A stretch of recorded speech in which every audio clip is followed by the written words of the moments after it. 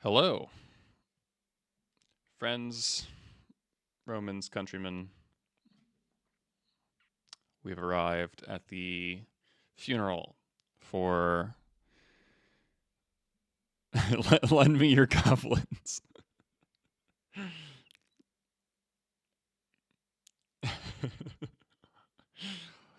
Wow, Jarvis knows. Jarvis knows his Shakespeare. So as basically everybody knows by now, our friend Name Sticker Goblin, along with like 40 other cards, is now banned in Legacy and Vintage.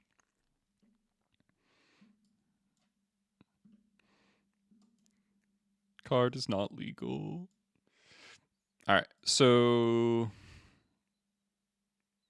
basically, Wizards.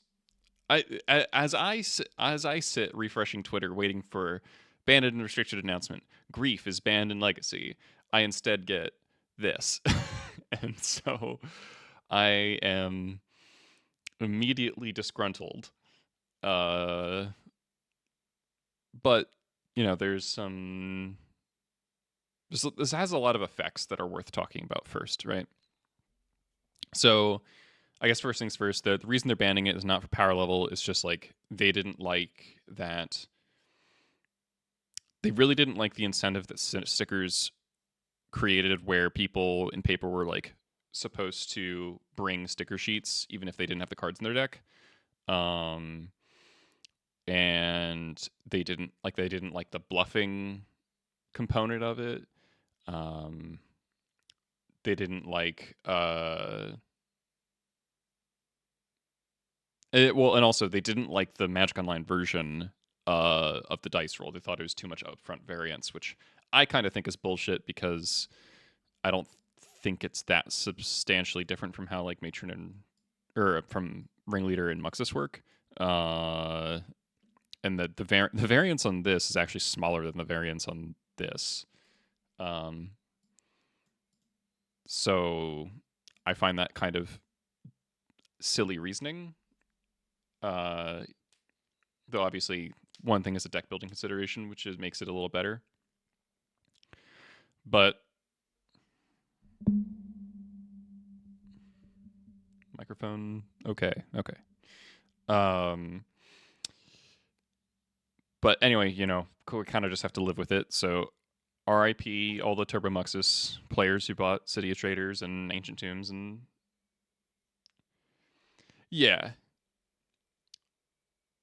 Yeah, I mean, I get that they can just say that this was a mistake. I think it's frustrating that they didn't consider the errata solution at all. And they just kind of dismissed it out of hand. Like the stream yesterday actually kind of pissed me off because I was just like, this is like a terrible really, Jarvis, that's an interesting that's an interesting bit of trivia. Wow, that is stupid as oh my god. The errata, so basically if they just errated the paper sticker goblin to be the Magic Online version, the stickers just get removed from the equation and nobody has to care about it. You could even then ban all sticker cards.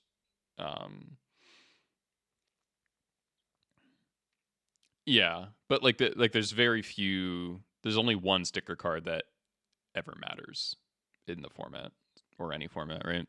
As far as I know, attractions also had like a niche playable thing that they also wanted to get rid of. So I get from the attraction thing is pretty nonsense. So I had kind of multiple reactions to this. Is like I was annoyed that like, hey, my deck just got kind of nerfed for when it's like the fifth best deck in the format or whatever. That's kind of bullshit. There's way more egregious things going on in Legacy right now. But on the other hand, I personally obviously like Vial Goblins way more. And the deck, Vial Goblins benefited from Broadside Bombardiers way more than it benefited from Namestar Goblin because the deck already has sources of mana acceleration built in that don't especially play well with Namesticker. Mostly Lackey. Lackey and Namesticker don't play well together. Vial, it plays great with. Prospector, it plays great with. But Lackey introduces this like weird tension of like pre-combat, post-combat.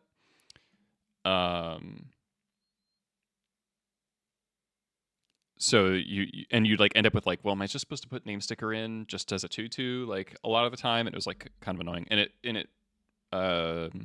split the deck's attention a bit too much between being control and being kind of aggro combo, and you had a somewhat incoherent deck. Sometimes it didn't matter because you just overpower people. So there's that. So the deck is actually more strategically coherent, I think, without Sticker Goblin in it. And I was already down to 2 Sticker Goblins in Vial, so like it's not the most gigantic change ever. I think moving forward, obviously Turbo Muxus, it does really suck for the Turbo Muxus players. I hope a lot of them pick up Vial. I know it's got like a steep learning curve, and it will feel a lot weaker because you're not killing anybody on turn 1. Or even I think the thing that made Turbo Muxus really powerful feeling was just like it was so often like Turbo Namesticker Battlecry activate attack for like 10, and then your opponent could try to kill your Battlecry, and then like you attack for 3, or maybe you play Realm Master attack for 4, and they're like they're really far behind from the outset. If you're playing Vial Goblins, you have to get used to playing from behind, because that's just sort of how the deck works. It's you're kind of trying to stay on, not trying to stay on the back foot, but you are on the back foot slightly a lot of the time, and then you turn the corner quickly. That's like the play pattern of the deck. And I think that's going to be hard for people to switch to. But the upside, I think the deck's a lot more fun. Have a Boa Vieta, thanks for the follow. I mean, I don't think it would be controversial or difficult to say that Vial Goblins is easier to make mistakes with than Turbo Muxus. Turbo Muxus was not the hardest deck to play. It had some tricky things about it in terms of when to go all in. Like you had to evaluate, like Chrome Mox can weirdly be a skill testing card, because it's just like, well, it's a big investment if you toss something into your Chrome Mox and then kind of something gets countered. So yeah, there's that. But I think that's hard. That's harder to see from the other side of the table. But if you play the deck a lot, you get a lot of all Stompy decks are like this, where like the biggest inflection point is like what you do with your opening hand. Yeah, it's a very different kind of skill, and Goblins also plays longer games, so you have to make more decisions. And more questions. Oh yeah. That's the Stompy decks are good for like fundamentals, which Legacy players are very bad at, as a general idea. Yeah. More Legacy players should play Draft, me included, but me. Okay, so yes, I would like more. Obviously, a lot of Turbo Muxus players will be more comfortable with Moon Stompy, and I think Moon Stompy is a big winner of the ban. But I also think a decent number of them should pick up this deck. How much is Taiga and Mass Vandal needed for Goblins? Any alternatives? I really like Mass Vandal right now. It very neatly solves a couple of key problems in that it's an exile for Urza Saga. So it's like a 5th Wasteland for Saga, right? And then it's also your answer to Kaldra, your answer to the One Ring, which don't really have equivalents. Like you can't you can play Trashmaster for Saga, but it gets Pithy Needled a lot of the time, and it's quite slow. Creator Maker's kind of inefficient. Vandal is like the in between, or it's just the biggest coverage. Obviously, you have to splash a color, which is not great, but I find it the most effective solution by a good bit. And it also comes up a lot in like random combo matchups. Like you play against Omnitel, and then you like mass Vandal their Omniscience, and it's super good. Alurin, a lot of more niche combo decks. Vandal's really strong. I would recommend just playing a Stomping Grounds rather than not splashing green at all. We will also, Jarvis, we'll see if Battlecry sticks as 2 of. I think that's an interesting change. So you played Modern Goblins.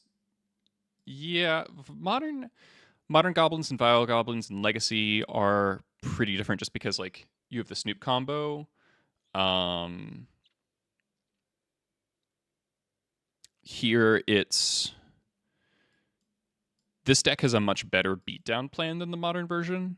And instead of Snoop combo, your kind of combo is Pashlik Mons plus Sling Gang is sort of an A plus B combo that deals out a ton of damage, and you're often assembling it through a Muxus. Also, Broadside Bombardiers is like an insane card that Modern doesn't have access to. So that's definitely like... And also, probably the biggest difference structurally is the mana denial portion. And we've got this 2-2 split of Ports and Tombs, which I'll talk about.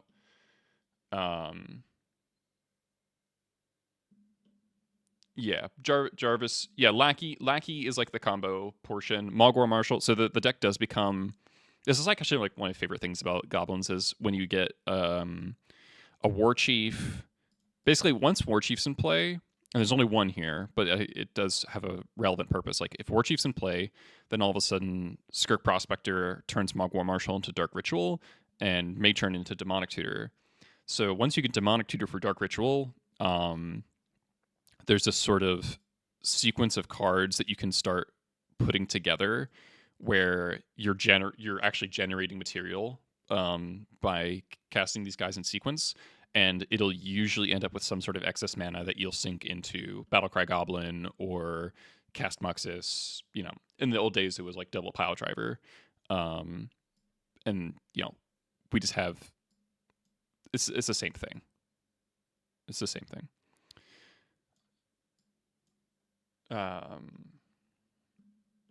They do normally Needle Vial, yes. But like if you matron for Trash Master, they're going to Needle Trash Master.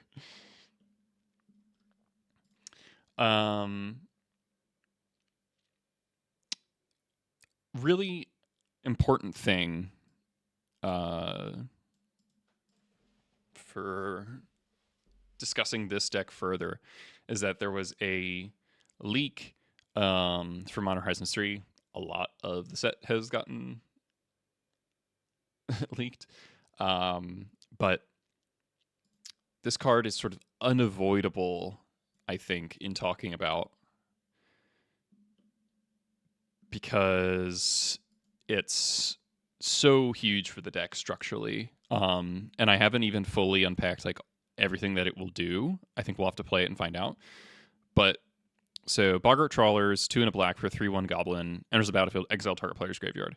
That would already be a good effect because, like, on my list of cards that I've wanted printed for forever is a graveyard hate piece for Goblins, because the sort of problem with Goblins' control plan in a lot of matchups is that so many decks in Legacy are built around graveyard value. Or just have it sort of incidentally built in, and Goblins doesn't really use its graveyard at all, except for Mass Vandal.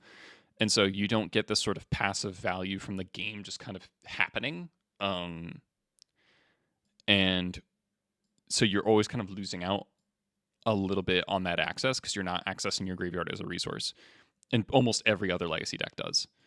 Only exception being like Moonstompy. Like even D&T now, it's Lion Sash, it's Scarab Swarm, it's pre-war formal wear. So it's just always relevant.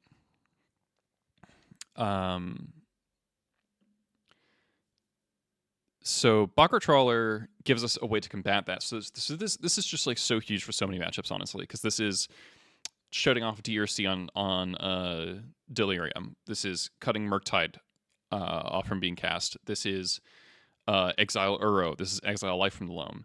This is yes, Mind Goblin got banned yesterday or Monday. This is exile the creatures from D&D so they can't bring it back with pre-war formal wear. This is trying to think what other like common ones. I mean, reanimate, obviously, but so I think the dynamic of reanimate is a little different here because obviously, so 3 mana for Graveyard Hate is a lot. That's this card doesn't do anything against turn 1 Dark Ritual Entomb Reanimate, right? Or end of turn 1 Entomb, turn 2 Reanimate or Reanimate Dead. Doesn't help with that problem. But I think it is significant that if you can slow the game down with your other interaction and get a Vial on 3, then you kind of have a soft lock situation that you can present. Where your opponent would need to be like, well, now I need to get rid of your whatever your other interaction was, then grief this out of your hand, then Entomb Reanimate. And that's like a lot more to ask, right? So really exciting card. The second half of it is more structurally fascinating because it's a land on the other side that you can basically it's a swamp that you can shock yourself for or bolt yourself for so it doesn't enter tapped. But this is 2 things. This is a tutorable black source. So not only now can Ringleader and Matron find permanent mana sources before you could only ever find Prospector, War Chief, Namesticker Goblin, things that are killable mana sources.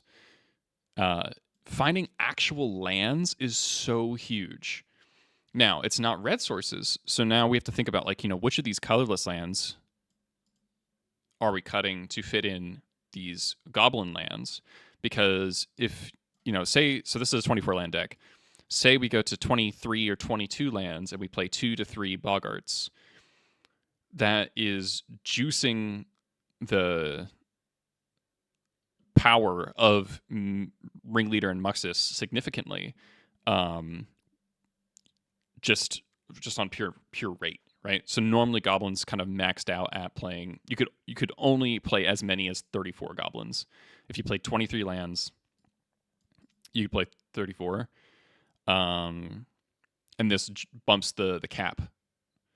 You cannot put in the land side and off Muxus.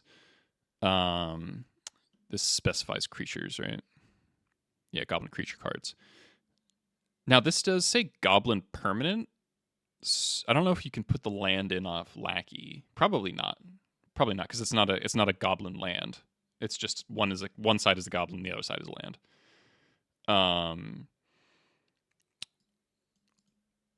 So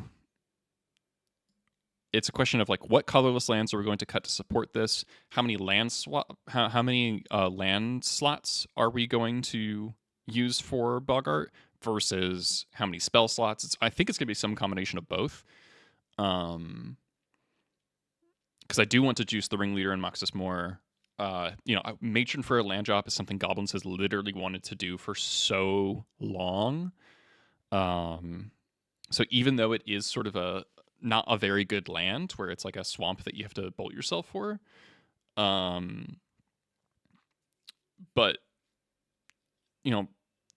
it's sort of a double-edged sword that it's a black source, because it does mean if it was a red land on the back half, that would mean that it doesn't cast itself. So if you drew multiples of them, it didn't help. So having extra free black sources is actually quite nice, because this deck is a little light on black. And that also opens up the potential for splashing discard spells a lot more easily. Goblin's always kind of struggled to cast its discard spells ever since Cavern of Souls got printed, because we cut like fetches and duels for Cavern. Jarvis can probably speak to that, where, back in the day, Goblins very commonly played non-creature black spells in its mana base, or in its sideboard, and sometimes main deck with like Cabal Therapy and that sort of stuff. That once again becomes a realistic option, which I think is quite intriguing, and how that would affect sideboard composition. So there's just sort of all these knock-on effects of this card being black. We do have to think about, does this affect our ability to pitch cast Pyrokinesis if we had too many black cards? Probably not that much, but it's gonna matter in some matchups. Will we stop boarding out Aether Vial versus Graveyard combo decks? Because now it's like, well, the game plan is get to survive to Vial on 3 and get this in your hand. Like, is that the game plan? So that it's actually, effective against like Cephalid Breakfast, Oops All Spells, Reanimator, Black Red Reanimator. Before I was cutting Vials in a lot of those matchups because you didn't have interaction off of Vial to like represent really. Cephalid less so, and I would keep in Vials against Cephalid usually. So I don't really know what's going to happen, but I do know that this card is insanely good for the deck, because it solves two strategic problems. It solves a structural problem with how Goblins is built, with the Ringleader Muxus thing, Goblin density. It's easier to sideboard now as well. Like Ringleader Muxus are just going to be better cards in post-board games. Makes Matron better. How much it is useful as graveyard hate will depend on the matchup, depend on the speed of the graveyard deck. And some other graveyard interactions that like these are like effects that you would never want to sideboard in graveyard hate to beat, because it's just not enough to be worth a card. But when it's attached to a 3/1 that you have in your deck anyway, it becomes really useful. So like shrinking Elvish Reclaimers so that you can Munitions Expert them to death. Neither Reliquary, Fiend Artisan, like these sorts of cards. Just that sort of value from the graveyard that we get to cut off.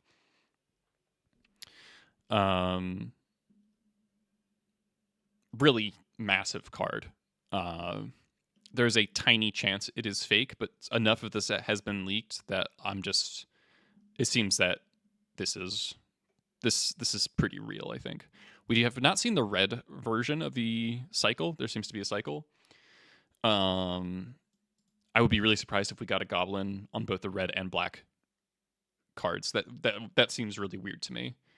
So I would guess the red one is like, an elemental or some spell effect rather than a creature. So talking about and Watsy sort of validated that the leaks were real. That's true. I forgot about that.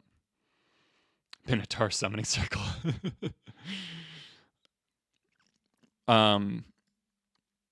So it is a little weird. We're in a weird limbo because Modern Horizons 3 comes out in like a month. So like I don't feel a need to put in a ton of effort in like figuring out the deck right this moment, because it's not going to matter for very long. So even if I get a build that I like, it's, Modern Horizons is going to annihilate the format. So it's like a soft rotation, right? So even though we're gonna get this new card, we also don't know what the meta is going to shake out to be. That might change like almost everything else about the deck, right? Yeah, it completely annihilates the formats. So there's not that much right now to be done that's like relevant in the midterm. This is a very short-term thing. So mostly playing today just for fun. Nothing we like pull out of today is going to be relevant in like a couple of weeks. That being said, we can try to figure out, how many Broadside Bombardiers do we want without any name stickers, and same thing with Battlecry. Is Battlecry still good without name sticker?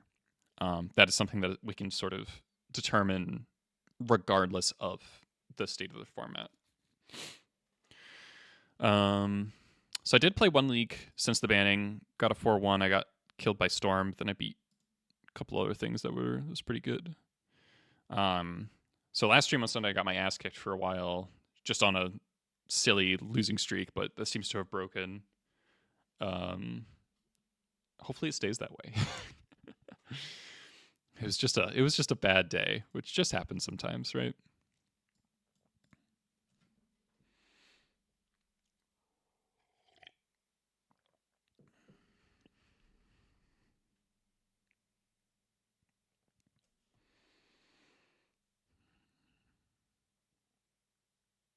It's just Tuesday.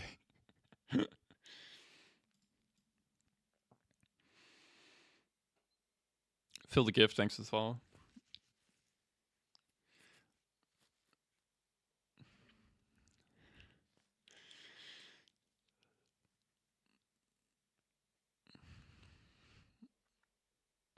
Yeah, oh yeah, I guess I didn't talk about the metagame. So like Moonstompy's a big winner, and like the more I thought about it, I didn't love a lot of the metagame. Like I think Turbo Muxus was a fine deck to exist, like power level. Holy shit, it's Chase.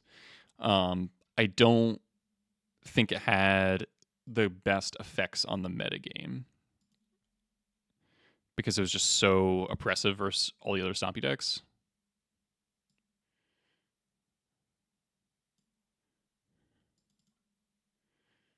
Let's get this sized right.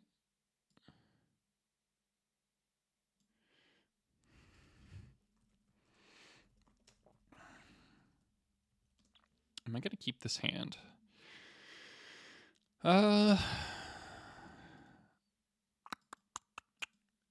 It's got Cavern, so like that's pretty big. It's not the most exciting, but I think I'll keep it. I tend to have a good matchup versus Stryfo, but Sticker was really good in the matchup, so might be a little worse off here.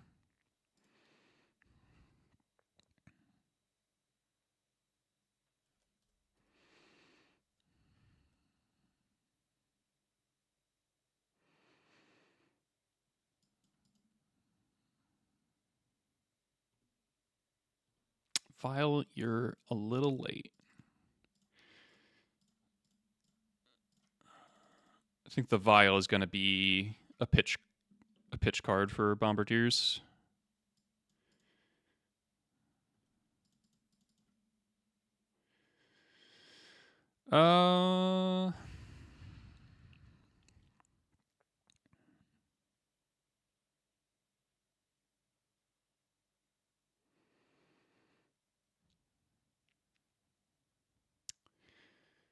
So knowing how Chase plays,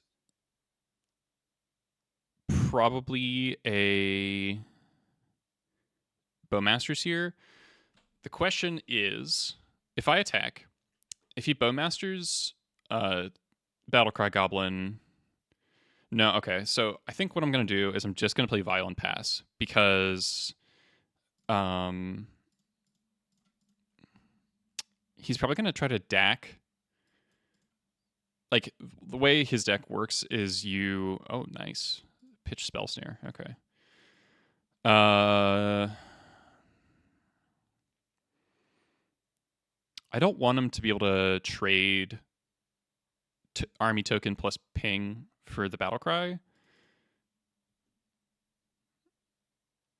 Yeah, because what he usually tries to do Bowmasters into DAC plus on the opponent to like ping stuff. Taiga, all right. Ooh, if this is Uro, it could get pretty ugly for me.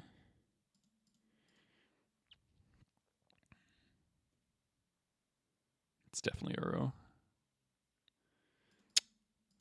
Yeah.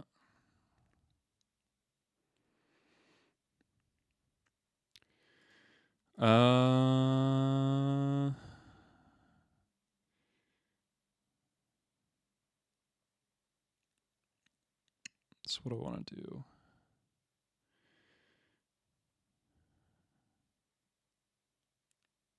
I think I just untap. Lackey.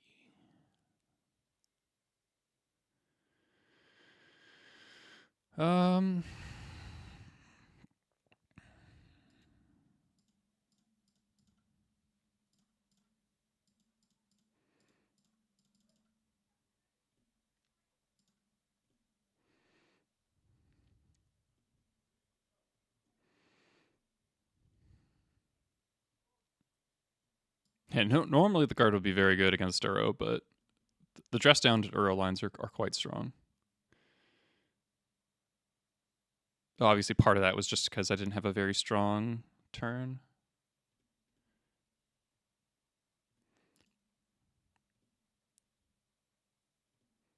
Thoughts?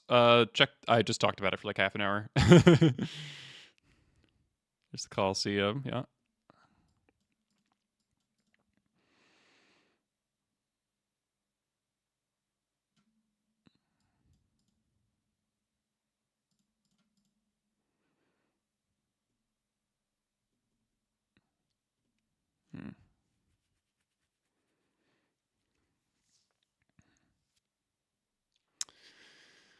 So,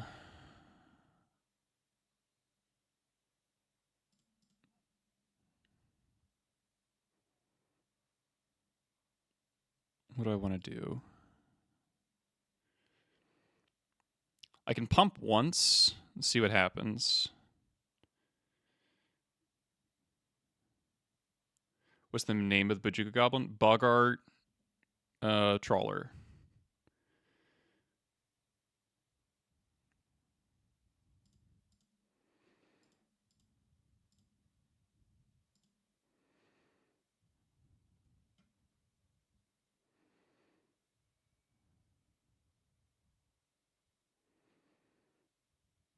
Trophy. Okay.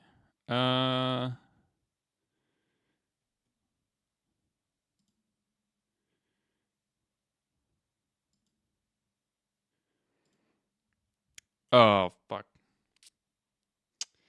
I didn't have my stop set.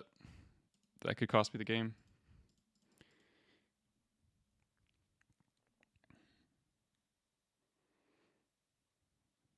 Missing out on the token here is huge.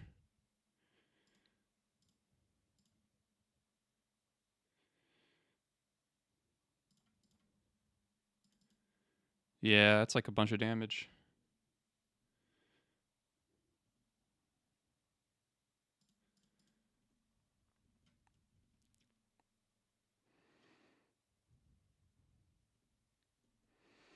So we'll get the Surveil here. Yeah, missing that token. Really big. I didn't realize that I wouldn't get priority back, honestly.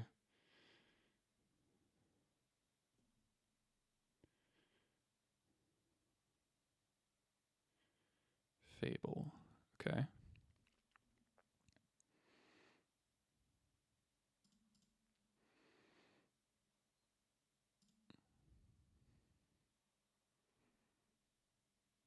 Vandal. It would have been killed before tanks. I guess yeah, if you had the removal spell anyway. Yeah, that's true. I think I need something a little bigger than Vandal here.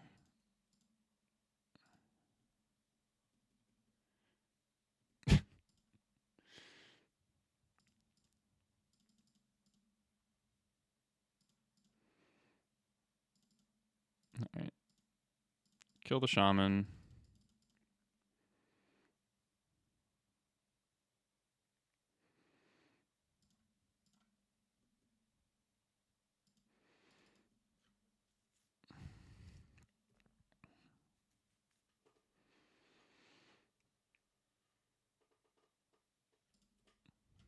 So we need to find...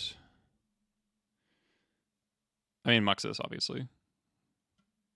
He's multiple spell snares.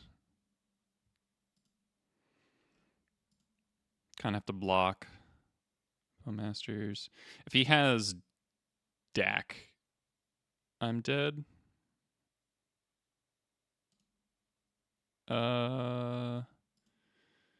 Yeah, I guess that kills me too. Yeah, okay.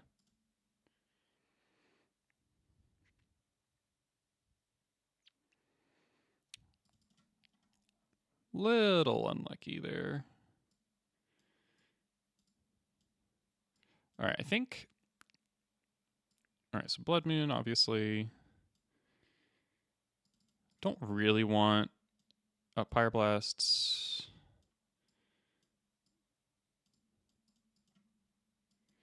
Had sort of a slower start.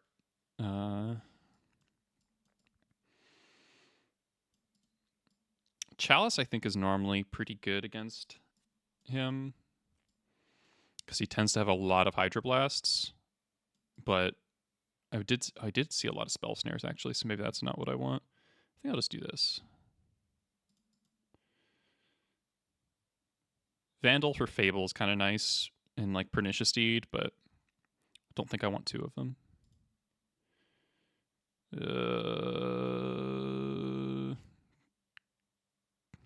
All right.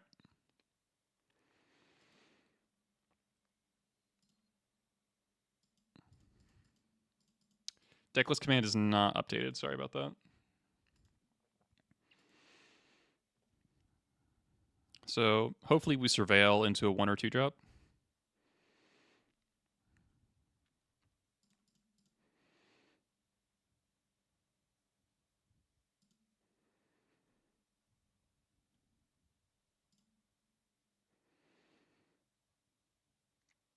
I guess that's okay.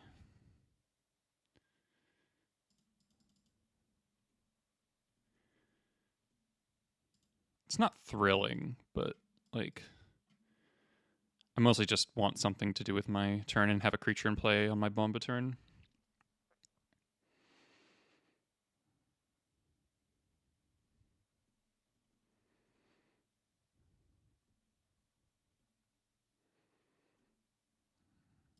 Lackey is pretty poor here.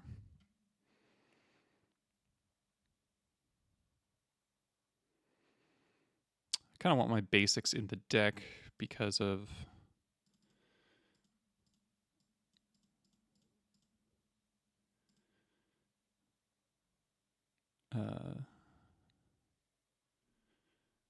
okay.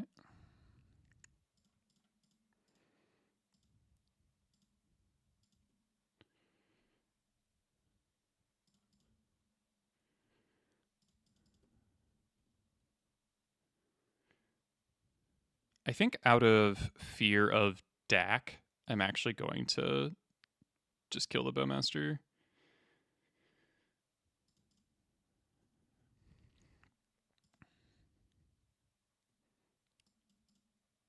Which is maybe wrong, honestly.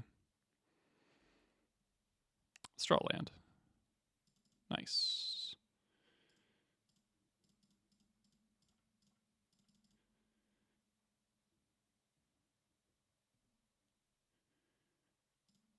That's pretty good.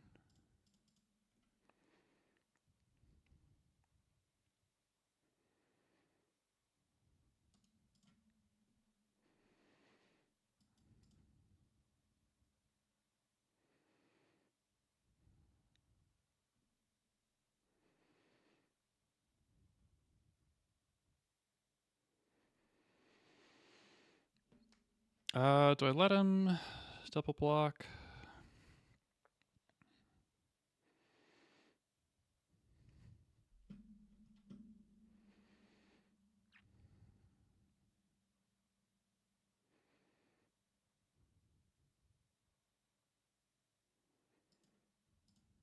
I think I don't.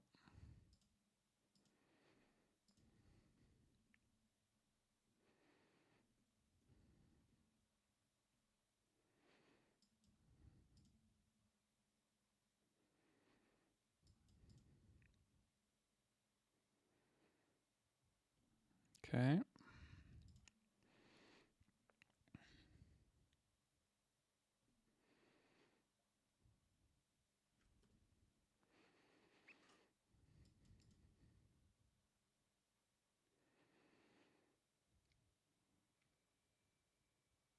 Okay, he doesn't have double green, which is pretty big.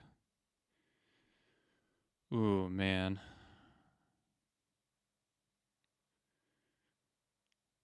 Let's see if he lets me attack. Okay, he does.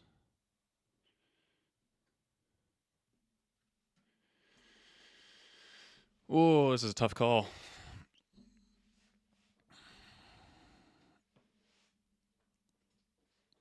It's basically like hold up Pyroblast, play Lackey, or tap out for Sling Gang.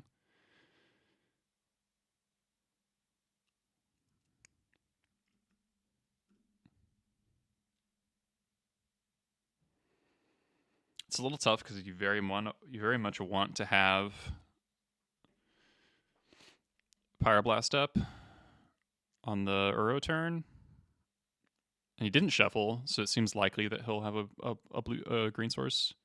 Like this could even be like Lorien revealed for green source. But it is so much more pressure if I get the Sling Gang in play. I'm going to take the conservative line, I think.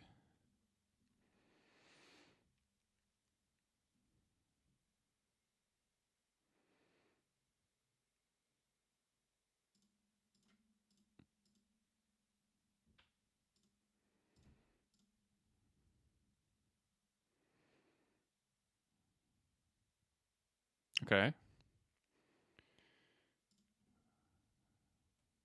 Force Pitch Drown.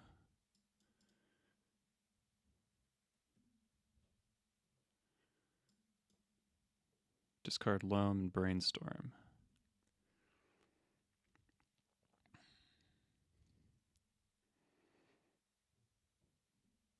Well, Ancient Tomb is pretty fucking good.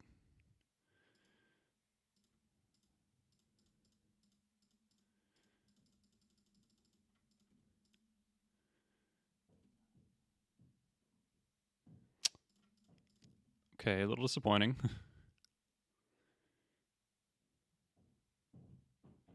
Okay, we got a redraw.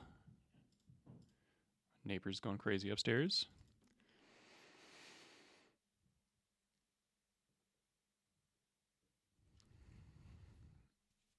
Okay.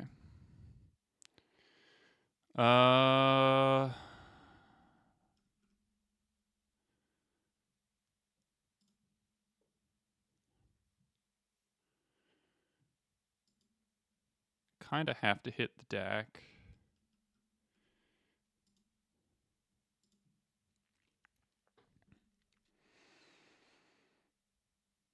Well, do I have to? Not really, actually.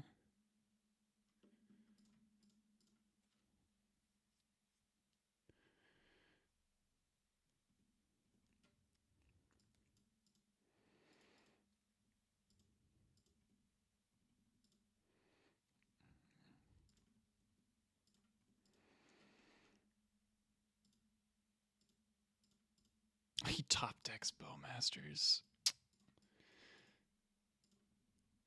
Okay, honestly, this is better for me than... Yeah, this is fine, actually.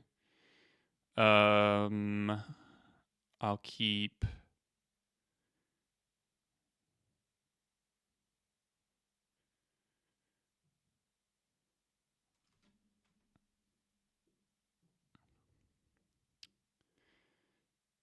So this gets...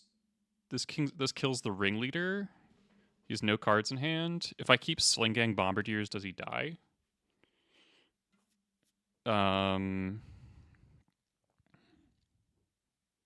Plus the 7th mana source, because this would be Bombardiers, attack, throw Muxus, be able to burn things to the raid. Throw Muxus for 6 down to 7, and then it's 1, 2.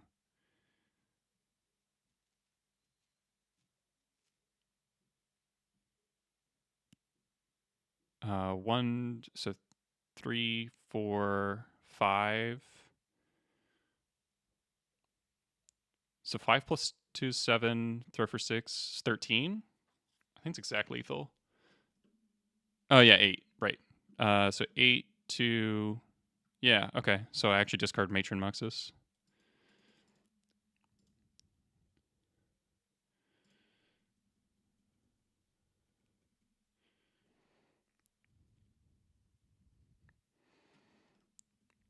which I'm sure looks extremely weird from his perspective. Maphamit, thanks for the Twitch Prime.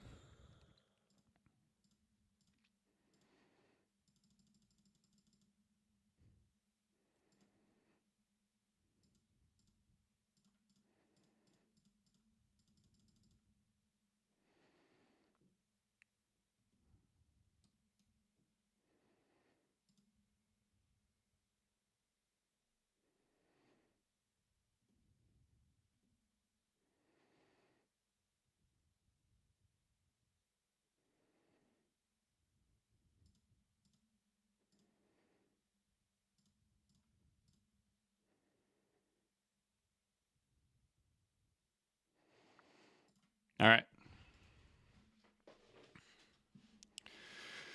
Whew, okay.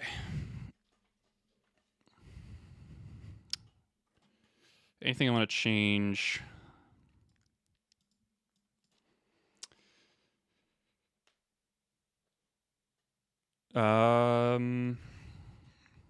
Lackey is a lot worse on the draw against his deck. Like a lot worse. Do I want experts to clear Bowmasters? Or board in chalices for the Hydroblasts and stuff? Expert for Bowmaster is not a trade I normally want to make.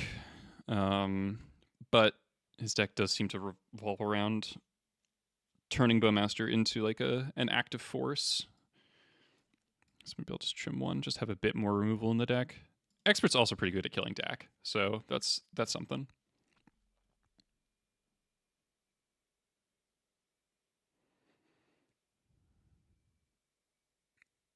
I like this hand. I do have to play a little quickly. Chase is so fast. Chase is like the fastest Moto player. It's like I'm like a pretty fast Moto player. Obviously, I'm streaming, so I'm taking things slower. But it is like unbelievable how fast he is.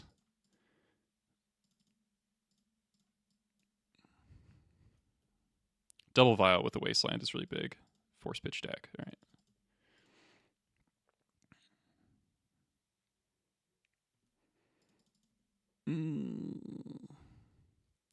So I kind of want to Wasteland first to play around Assassin's Trophy. I think I'm going to do that.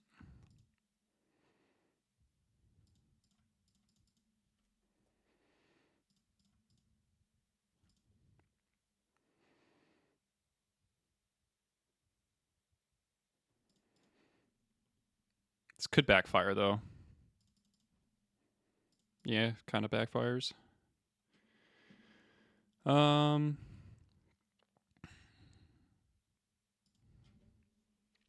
I play anything, or do I just scry?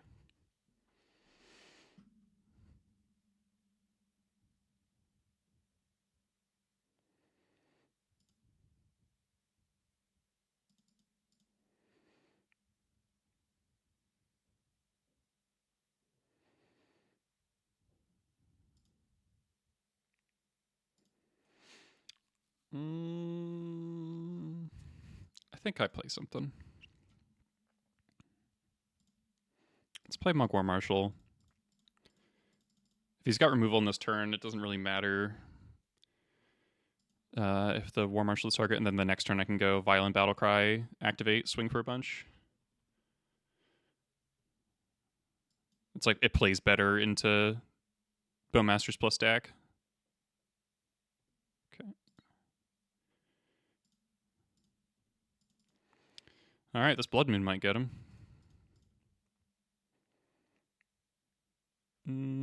Okay.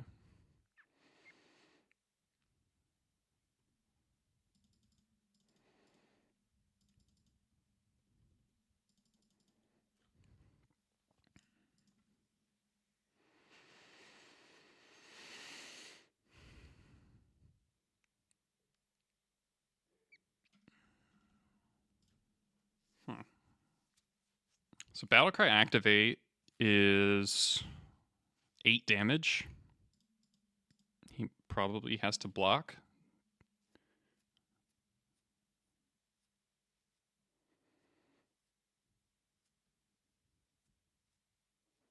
seems kind of good. Problem with Blood Mooting here is between the Rummage and the Goblin Shaman, it's like not that effective. So I kind of like forcing a block.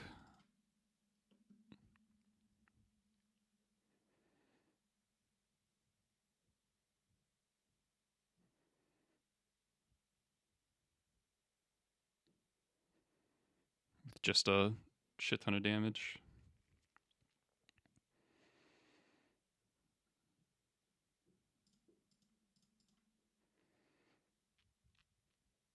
I guess he could block just the 1/1 token, still take 8.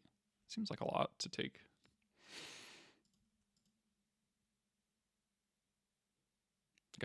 Really? Okay.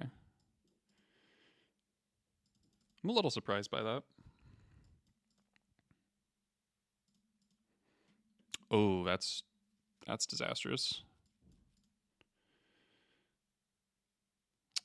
I didn't think about that at all. Yeah, maybe I should just play the Blood Moon.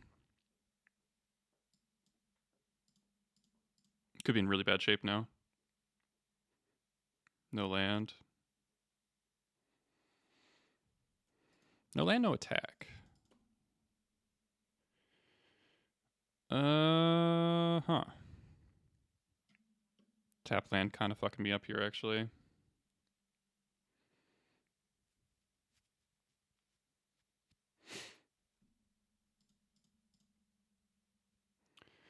Like, I could Blood Moon, play Theater.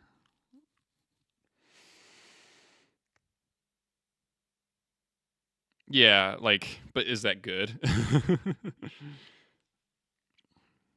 It might be good. It might be good.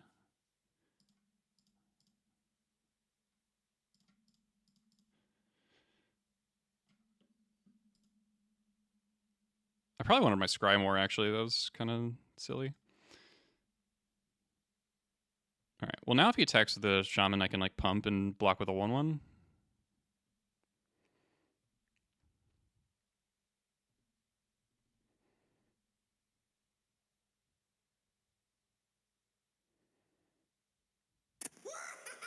Xpino, thanks for the sub. Appreciate it.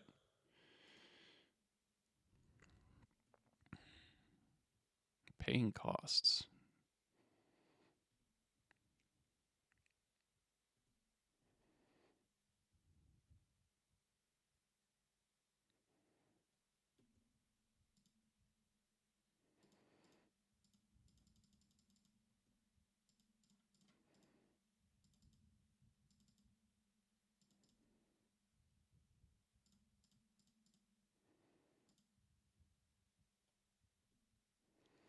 The rarely seen Battlecry on defense.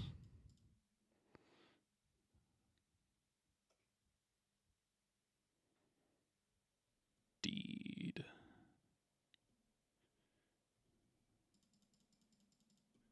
Fire Blast is a good draw.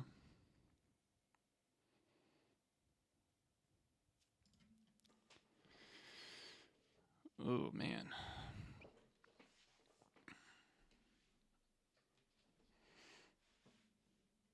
So, man, what do I want to do here?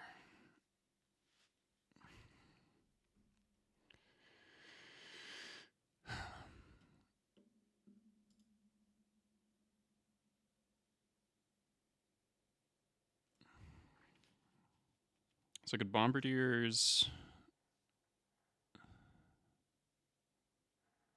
attack, throw the token, kill the reflection.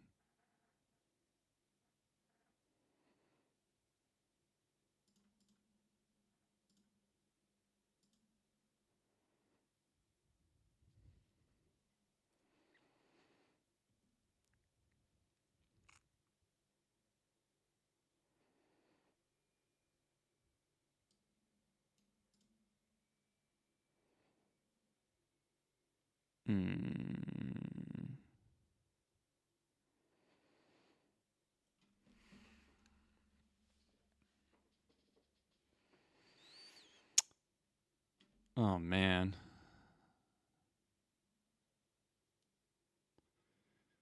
This is hard. This is really hard. I feel like I need to get this Uro off the battlefield, but he might do it himself with the deed for 3.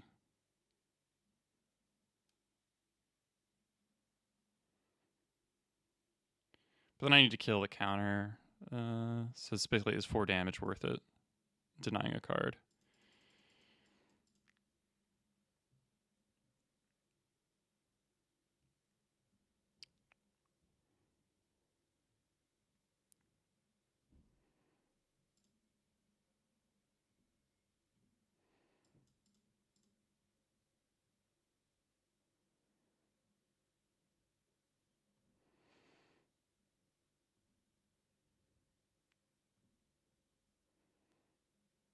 I think what probably happens is he attacks, then deeds for 3.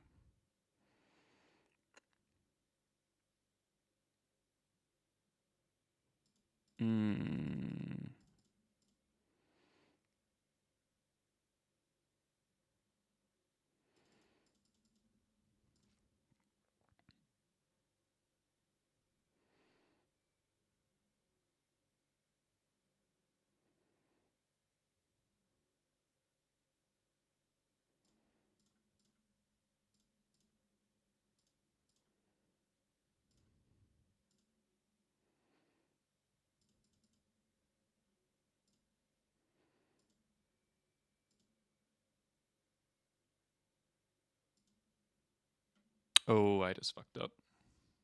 Yep. Now you can Uro after popping. Or no, you can't. Never mind.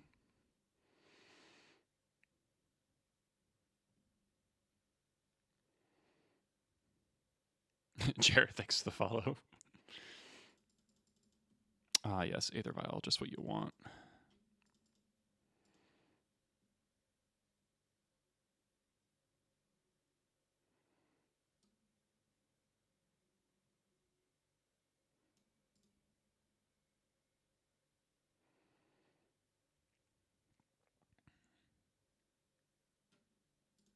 I think I could have played this better.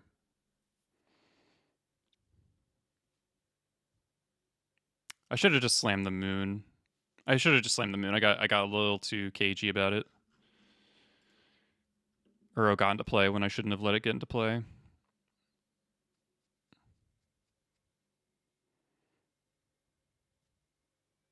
Yep, so here goes deed. No. Okay.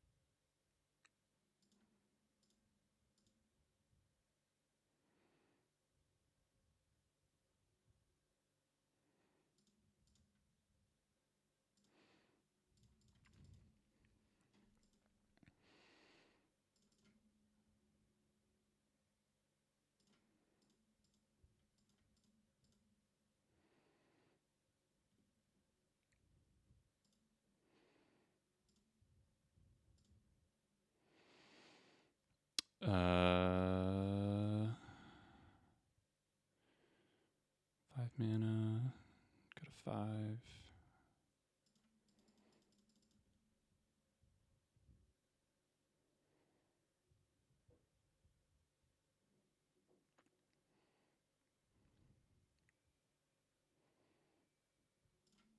I think this is basically always happening.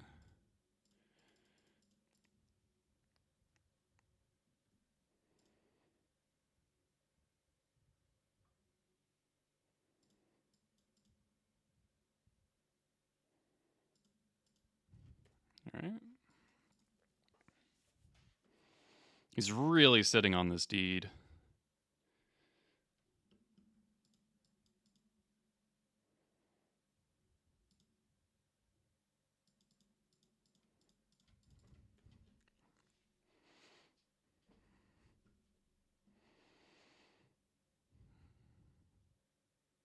Could see an argument to just get Sling Gang there.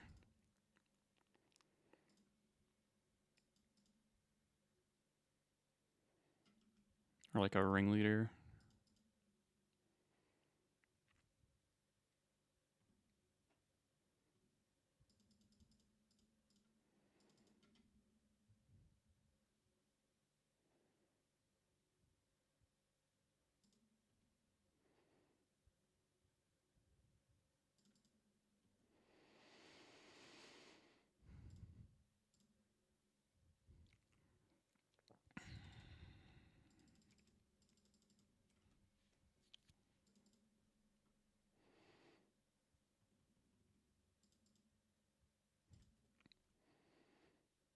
He's just committed to not popping this deed.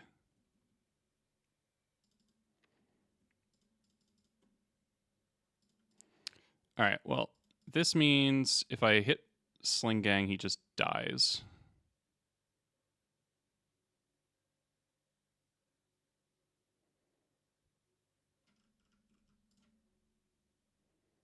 Or Pashlik Mons.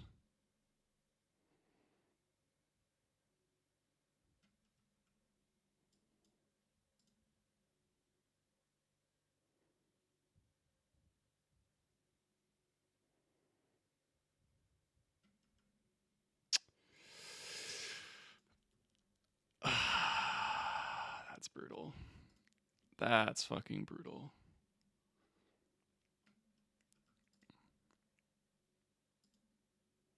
Oh, he just does this. Yeah, I'm dead. I think, right? He can pop the deed for 1. Yeah.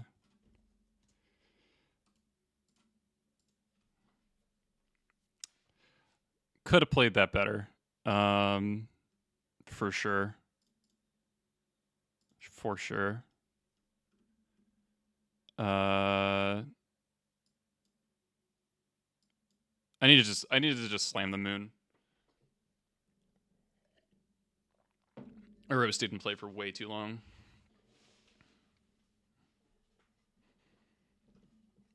That's okay. It was a good match.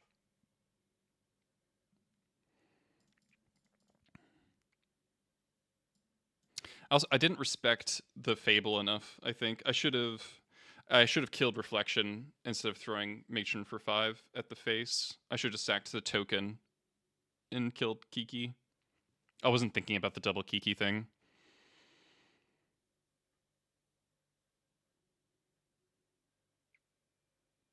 I was thinking that he might have been avoiding killing the moon to keep my cavern offline, so I should have thought through the ramifications of that a bit more. Andrew Bot, thanks for the Twitch Prime.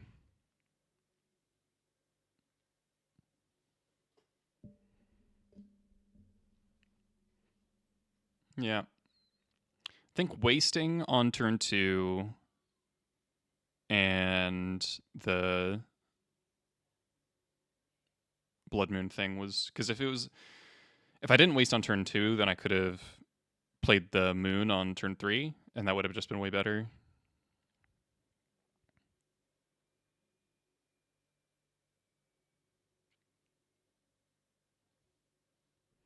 I'm not worried about Stryfo Power. Like, I still feel fine about that matchup. This is a very medium hand, huh? I think we can...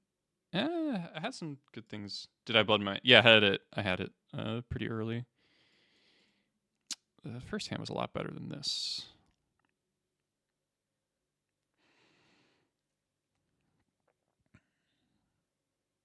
I think the first hand was maybe keepable. And I was just like, I'll just find something better, but...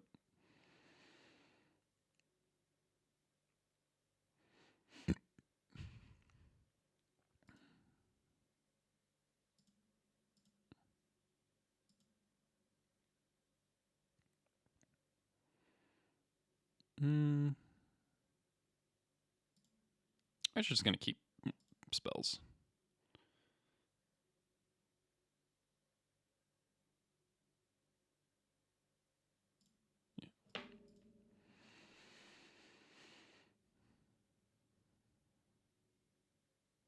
Or lands, rather.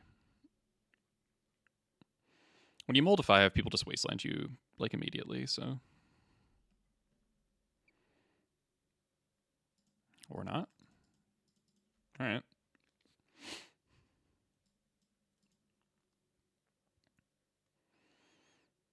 Still fine with this.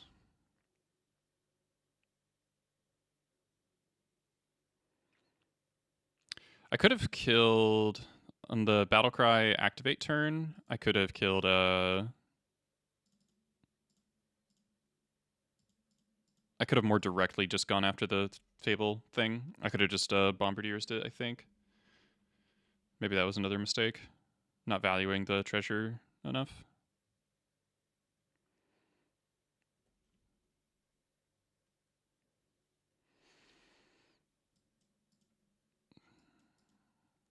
This Beanstalk.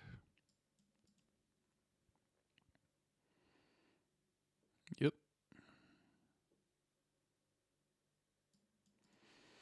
All right.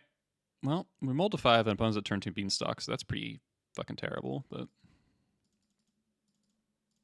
if we draw a 4th land, I think we're all right. Ooh, that's a really good 4th land to draw.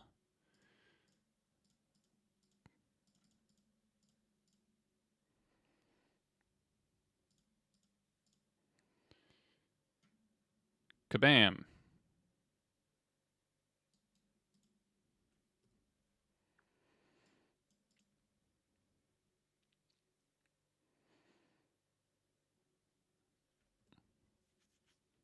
Don't you dare top deck Terminus.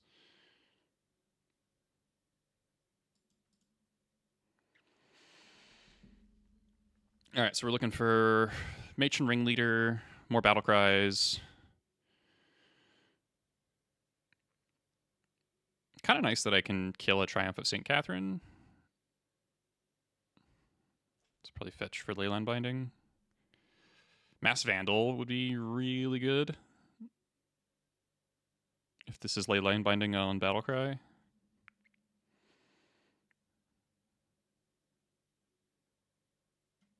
Underground Sea. Okay, so they're digging for a plow. And they need to plow before I untap, or else I just give all my dudes +2 or +1. Yeah, okay. They clicked the wrong creature.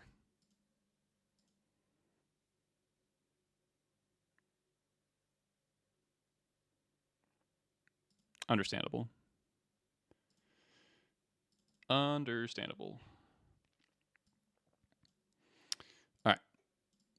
So Beanstalk, I've been siding like, oh.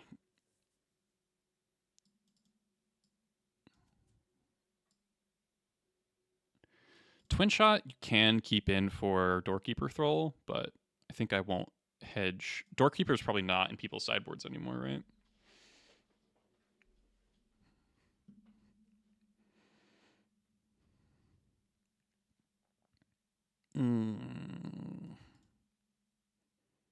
Okay, the sand's pretty sweet.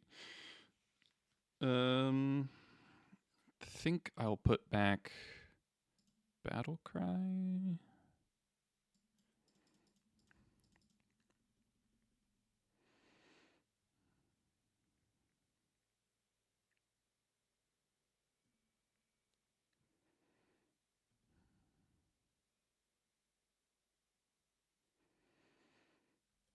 Okay.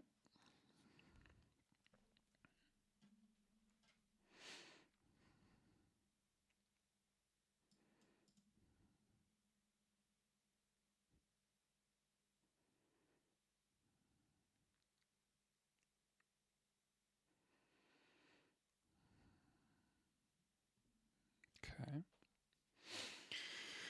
So the choice here is fetch for Mountain, play either Vial, or fetch for Taiga, or fetch for Badlands, or Port Vial. The upside of going on the fetch is if I draw Ancient Tomb and the Vial gets forced, then I can still go Lackey into Chalice. It's like somewhat small. They could force plus Wasteland me as well, potentially. I think I'm just going to get the basic.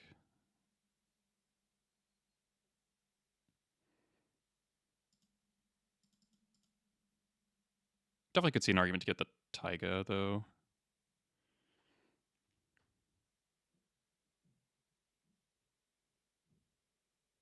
Okay.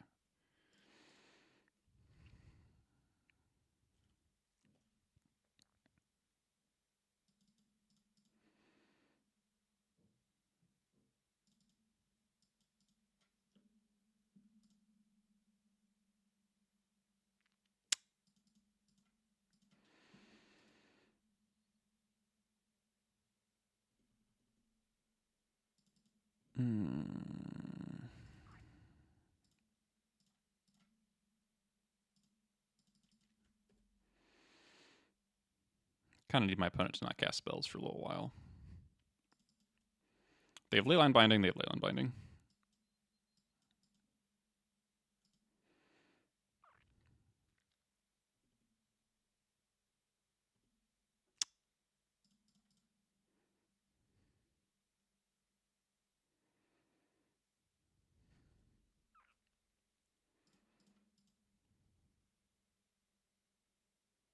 They do not.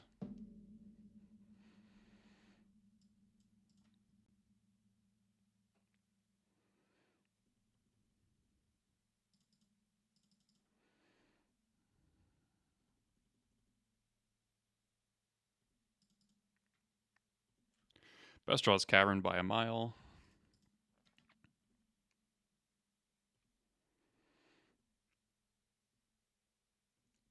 They kind of have double of everything, so this port isn't particularly effective. Port Savannah. Oh, I could port him off black, but I don't think that matters.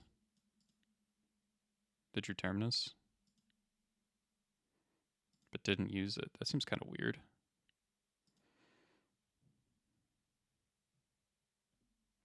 Wasteland.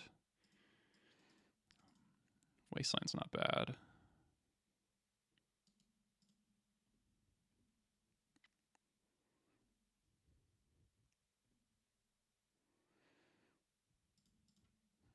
So we can cut my opponent off of white, but only for main phase. I could cut my opponent off of green.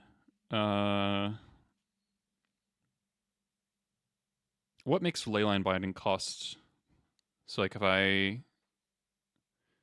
waste Scrubland, is it still castable? So Forest Plains Island 3. So yeah, they can still cast it through. I think I'm gonna take him off green.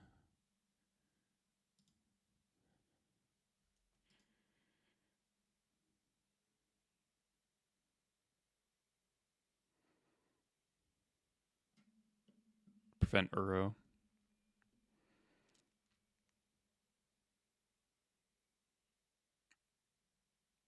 Okay, they have binding. That sucks.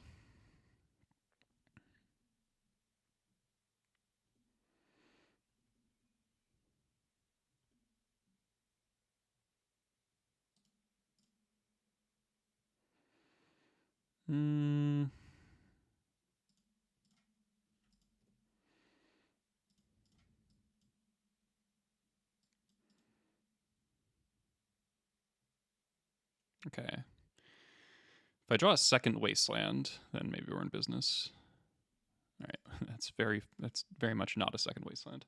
He's Mogwai Marshall's trying to go into the distance here.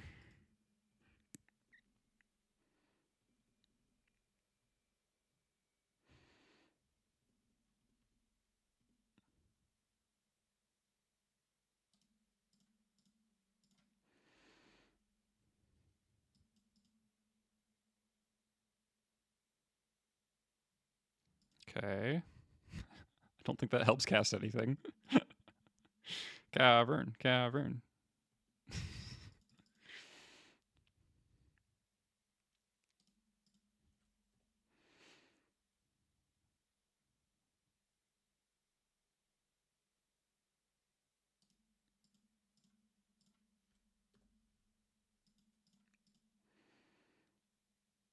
Oh, come on. All right, we lose.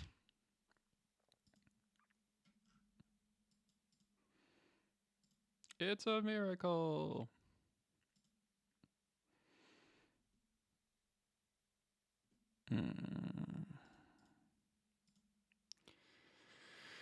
All right. This will get Force of Will to every spell I will not resolve a spell for the rest of the game. Guarantee it. Well, they probably just have a Swords of Plowshares if that resolved then.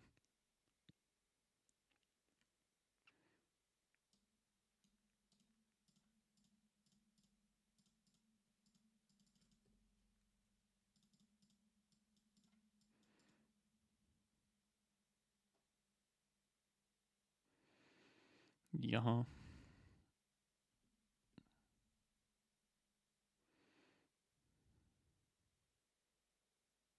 Mogwai Marshals almost got there. Oh, they just have Doorkeeper. Okay. Cavern?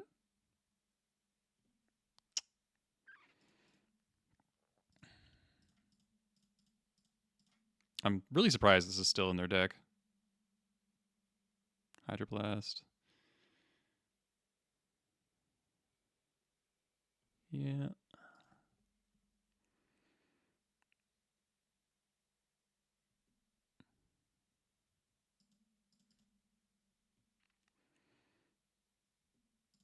Dead at this point, just playing for info.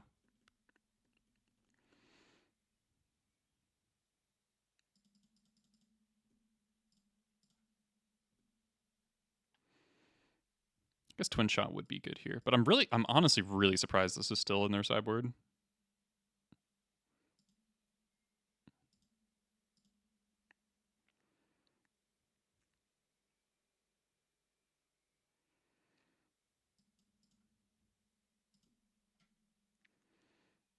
Check out this mana base, man.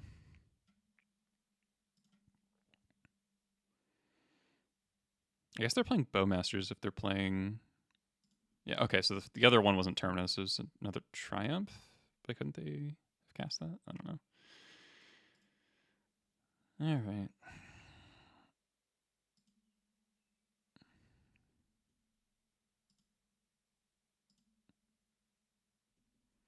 Haven't played since the TNN days. A lot has changed.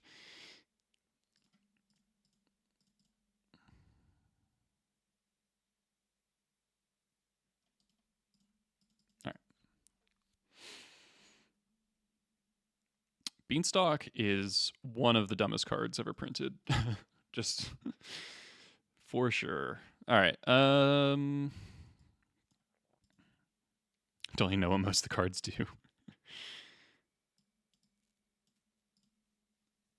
So multiple Triumphs is like pretty annoying, and Doorkeeper.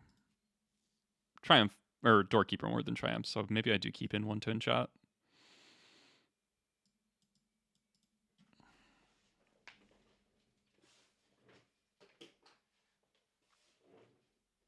They did show a basic Plains and a basic Island. I guess that's normal for these decks. Blood Moon's still good. Do I want both Vandals on the play? Maybe not.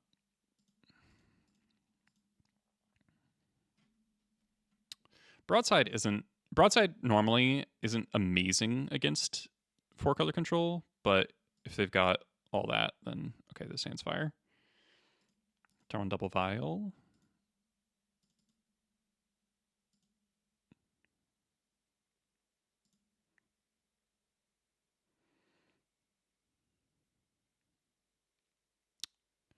So we're going to turn to Matron for... not sure. Good Matron for Lackey. Force the Vial. Do it.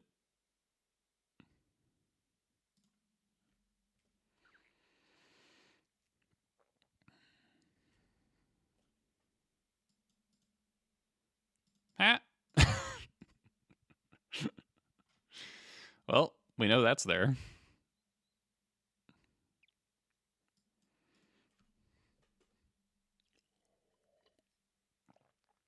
Mage for Lackey is like pretty bad against Doorkeeper, but like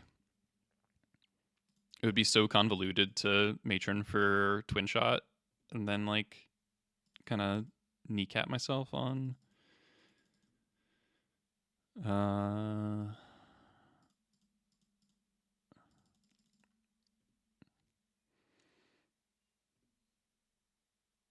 like they need to have it like right now.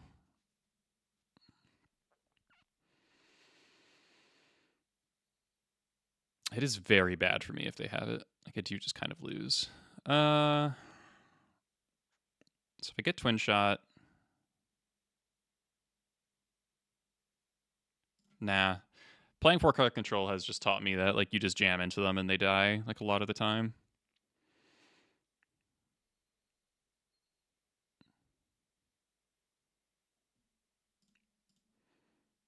Okay, if they don't have 2 mana up, then we're safe.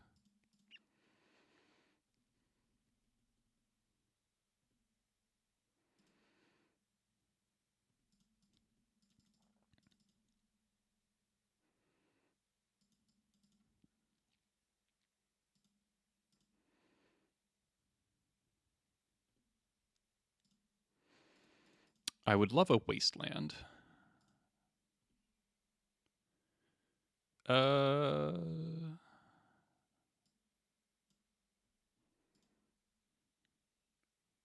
Broadside's not bad.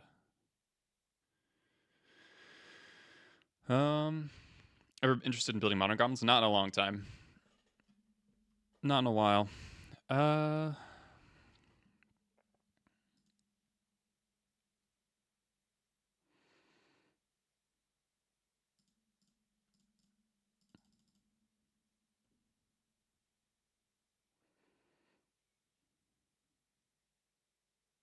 It's like a little weird to play this when I'm about to have uncounterable stuff, but it's a lot of damage. Okay, yeah. They pitched a Hydroblast, so I wonder if they have Swords of Plowshares. Format might be healing. All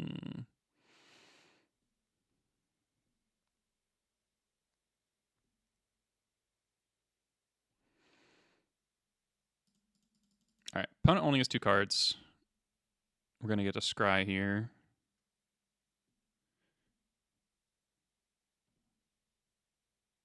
Stryfo Goblin.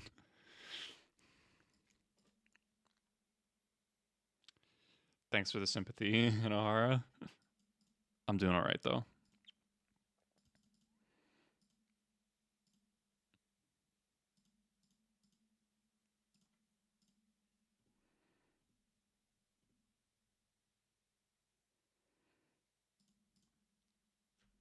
There's a fly.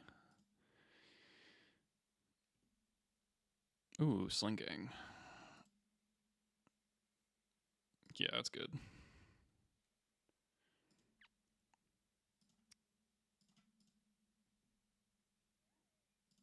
So go Vial double on 3.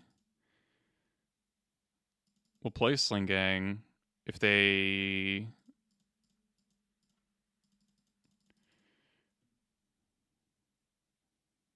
Doorkeeper, then I get to Vial Matron, get Broadside, Vial, and Broadside.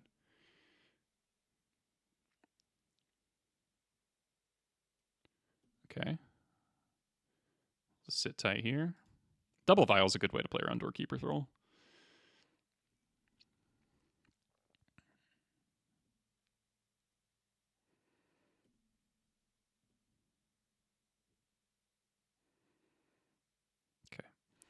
Opponent isn't dead here to Patchlick Bonds, are they? 2, 4, 6, 8, 10. No.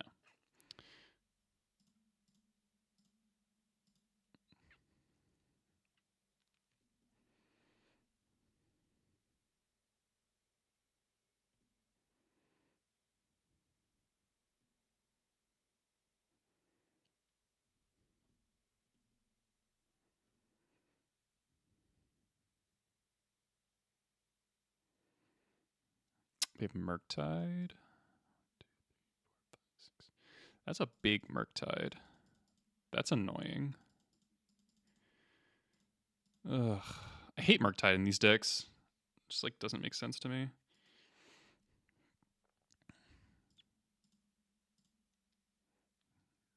I guess they're not playing red, so it's for fourth reasons. So they don't have fourth. They only have 2 cards, and I know one of them is Triumph of St. Catherine, so we have pretty full information. Yeah,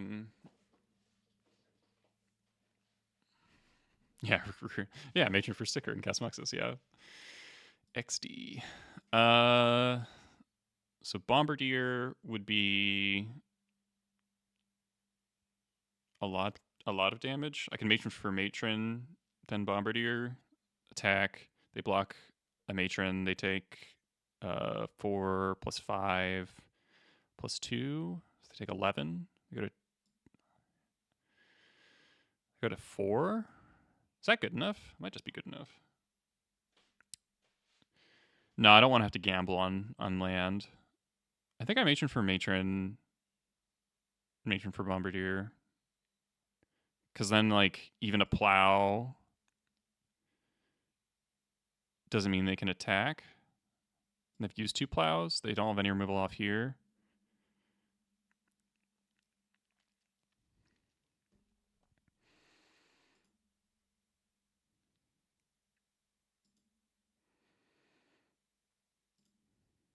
Other option would be like Matron for Skirk and Skirk out the Muxus.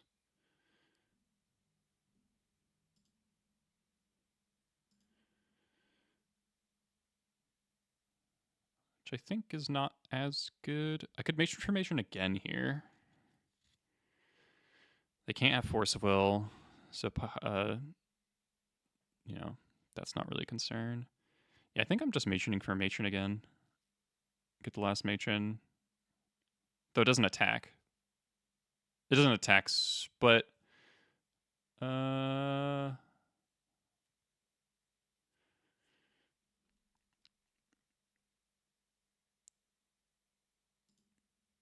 okay. I think it's worth it.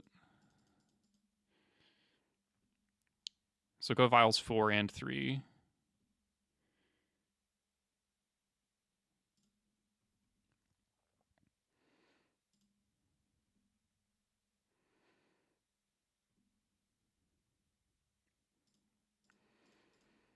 Not the best draw.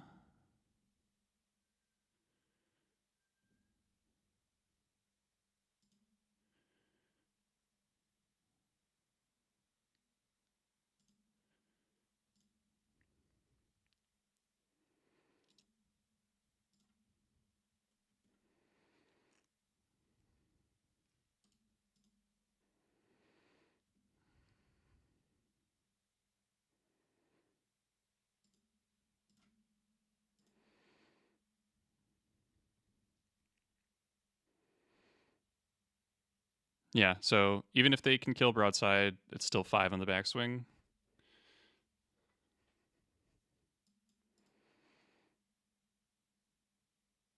Okay.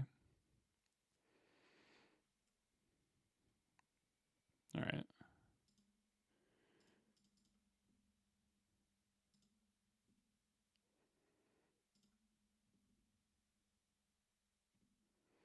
Port is pretty good. I'm going to play this pre-combat.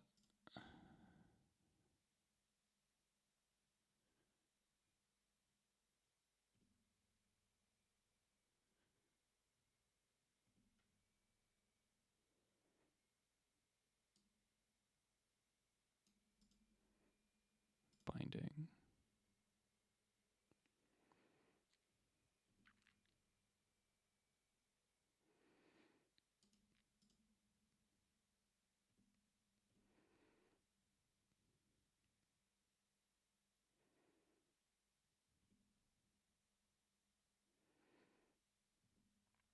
All right, so we know their last card is Triumph, so I will just go to 1 here and port the white source.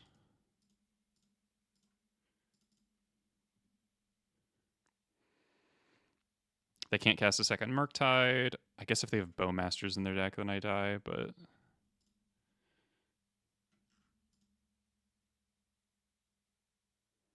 Phew, all right. Oh.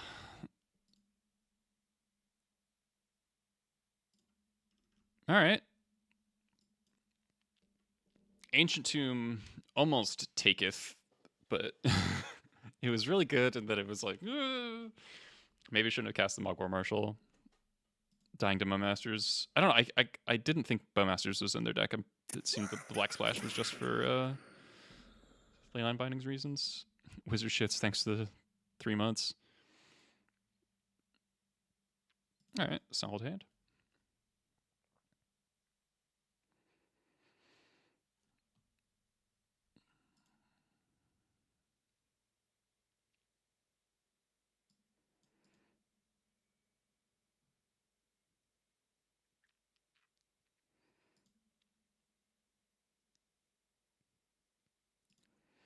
Mogwai Marshal's been quite good so far.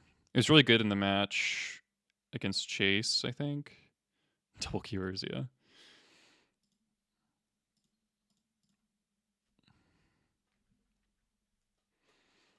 All right, Vial resolves. That's always nice. Here's where we die on turn 1, but you know.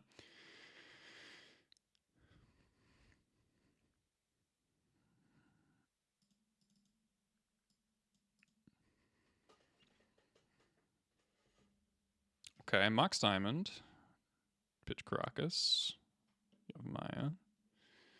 Reclaimer. Propertation. Saga. Ancient Tomb. Sphere. I have a Vial in play. Crucible. Okay. I mean, is that good? Is that even good?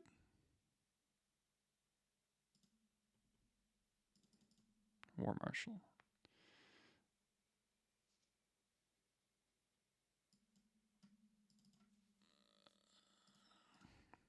I can Vandal the Crucible next turn if I want to.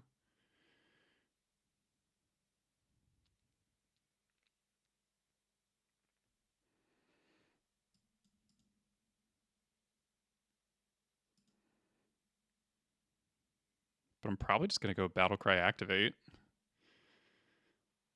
Yeah, Maya. I do have a Sting Scourger. So as long as they don't Merit Lage me on this turn cycle.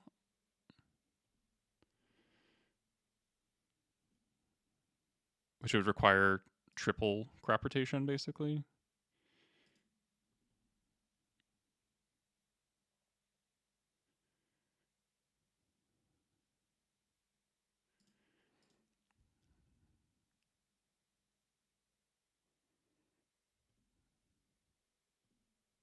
Land is nice.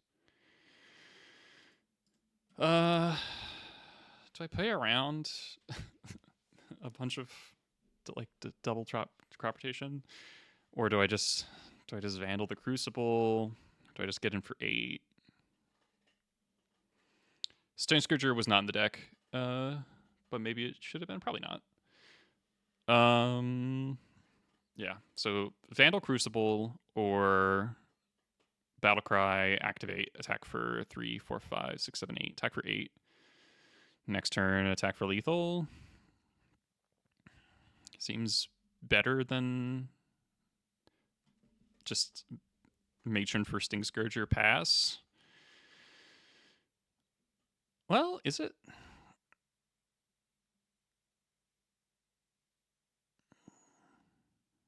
Do we play around triple crop rut? It just seems like playing so scared.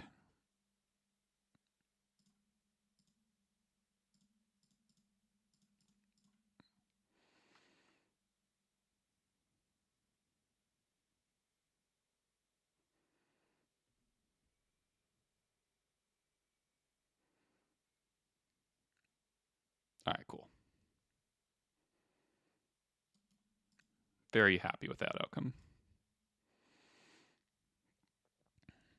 We're also at 23 now. Which is pretty good.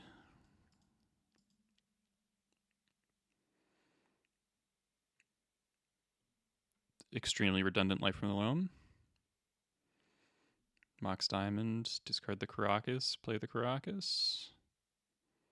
Sure.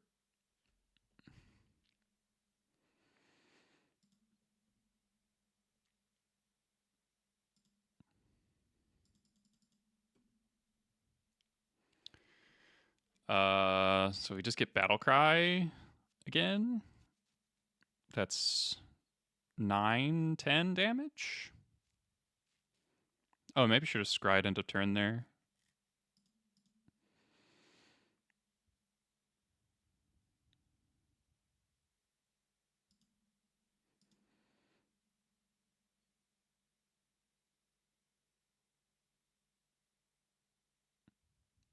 Right?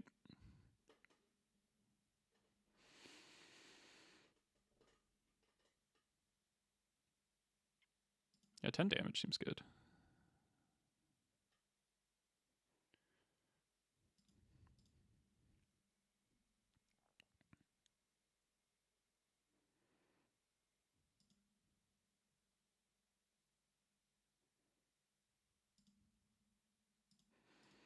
I don't have more basics in my deck, so I'm actually just going to tap my fetches.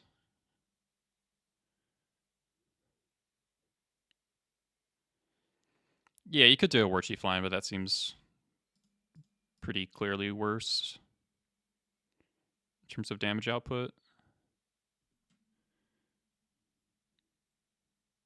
They have a second plow? No. Thanks to the Twitch Prime Clipfish. A lot of subs today. Appreciate it from everyone.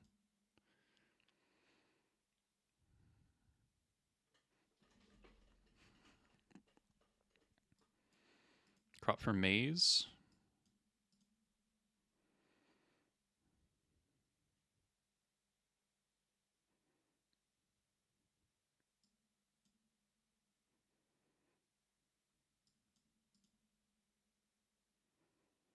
Saga, maybe? I think they'll die if they go for Saga. Because then we just go... Oh, Tabernacle. Okay, that's fine.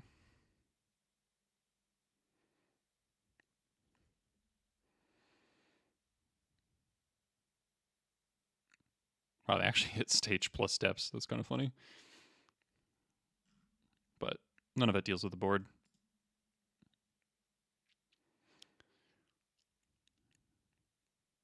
They also don't have an exploration, so they can't play both. Alright. Game 1 against lands is nice. Second Vandal's really good.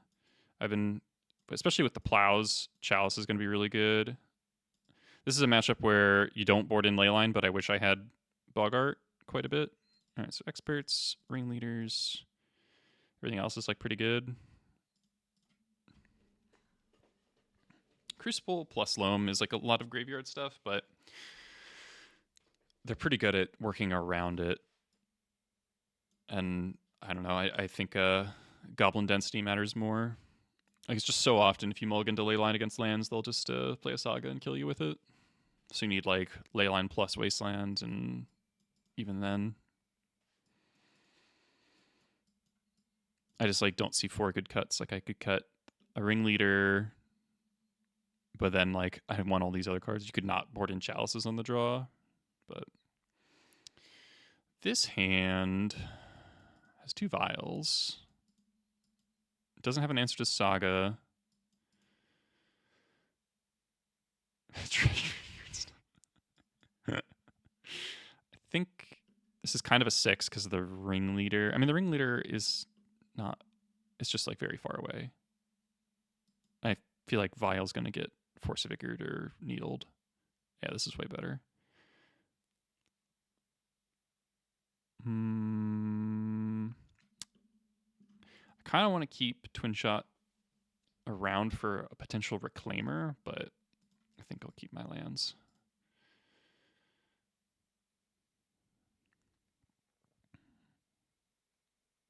Oh, actually, no, I should have kept the Twin Shot to enable the Vandal. That was a mistake. I wasn't thinking.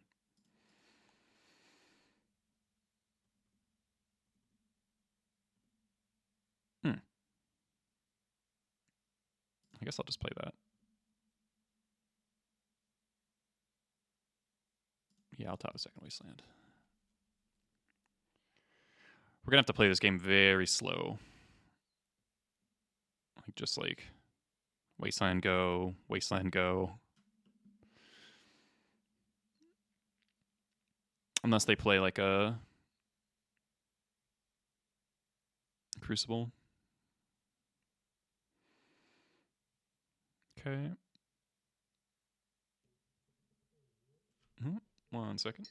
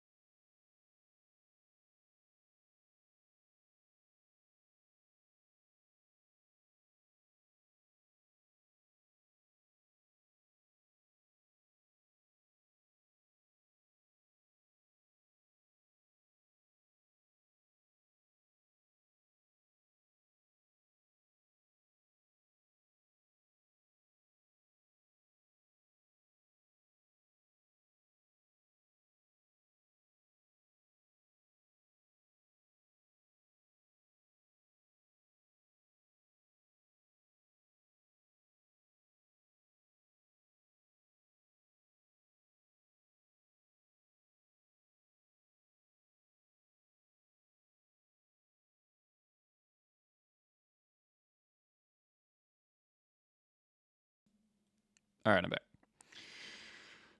We're in a bit of pickle here. It's a lot of mana denial and a loam.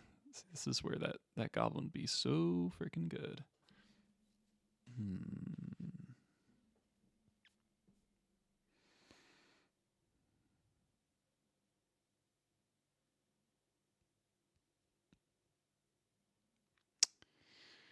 Well,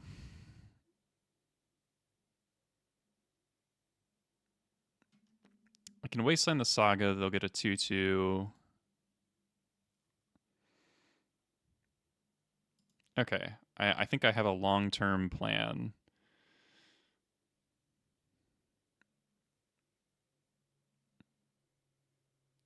Which is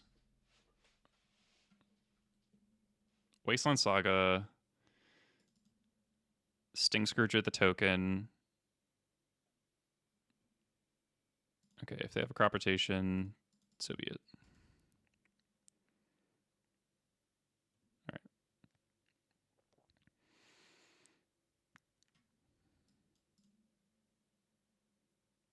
right. Ooh, no, I'm kind of screwed over actually. Because of I should have played a Wasteland on the turn I played the second fetch. I needed to preserve my second fetch. That was a pretty big mistake actually.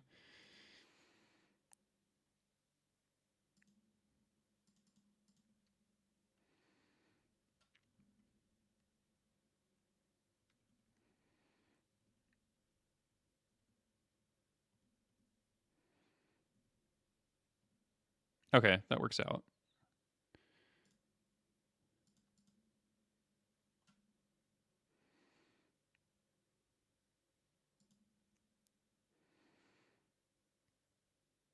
Okay, so now I'm gonna Ancient Tomb.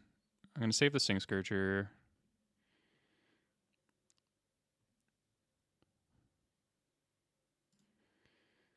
Gonna... How do I win is the question. I think it's probably Bombardiers related.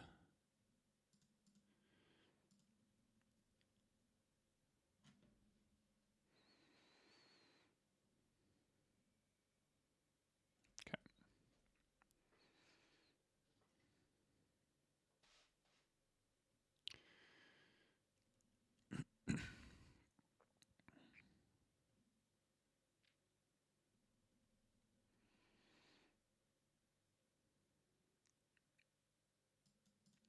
So what I'm gonna do is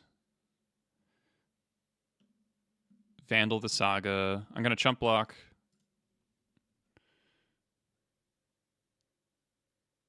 Vandal the Saga. They'll have 2/3/3s, and then I can Bombardier into Sting Scourge at them potentially.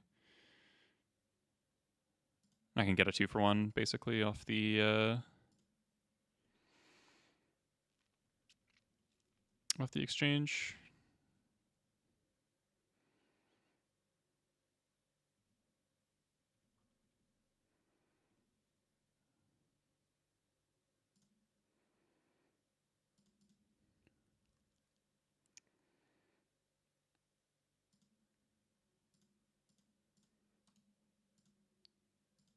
Pay respects to the fallen goblin. Thank you.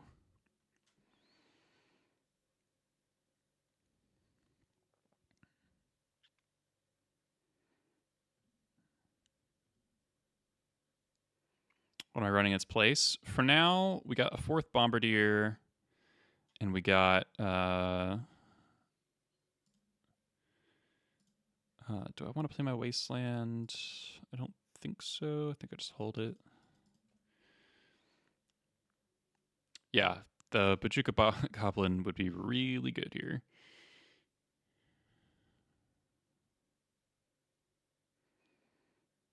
So we take 6.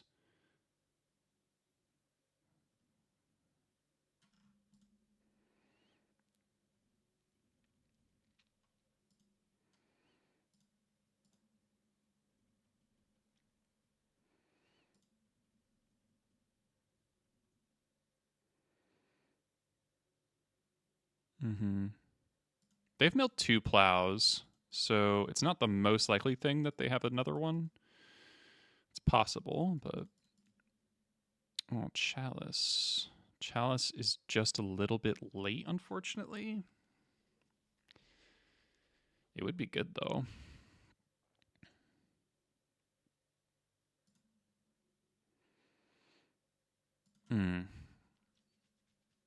Do I have time to Chalice them? I don't think I do.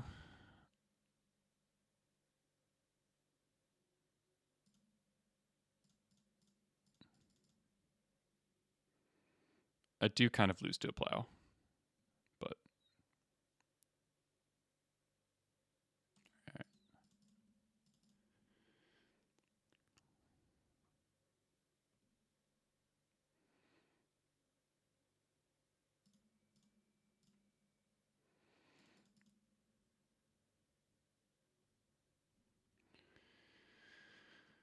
All right.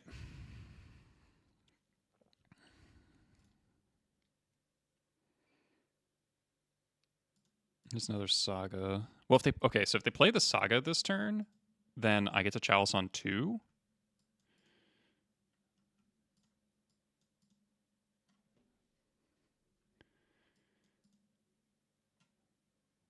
Did they Wasteland me or they play the Saga?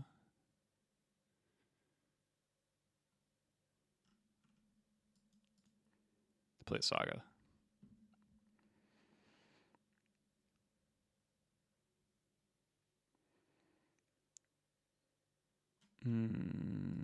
Okay.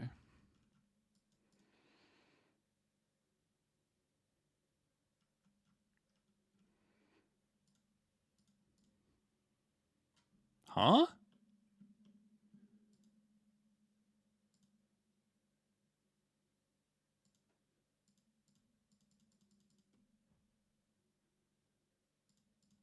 Really?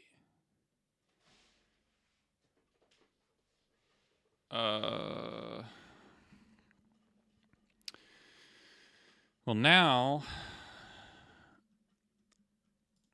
I don't know if I have the luxury of Chalice on 2. Do they have Plow for Bomba?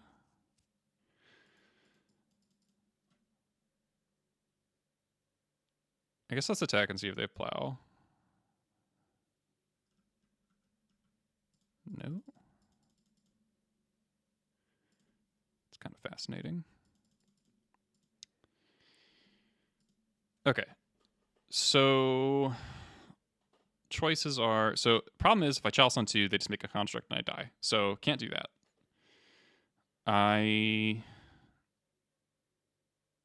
think I go Sting Scourger this and then play Prospector.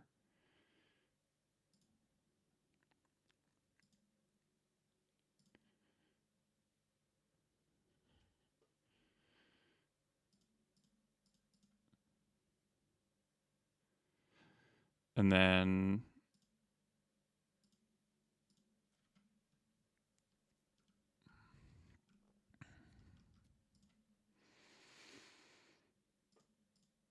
throw this.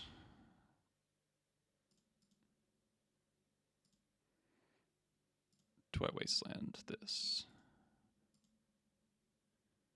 Yeah, I think I do.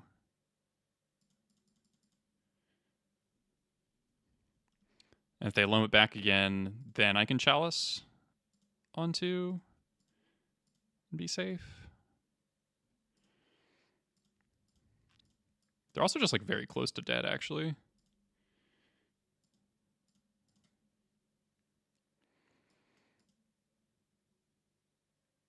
Are they they might actually just be dead if they can't stop me, because then I attack for 3, put them to 7, cast Twin Shot, sack it. No idea why they named Scalding Tarn, not Bombardier.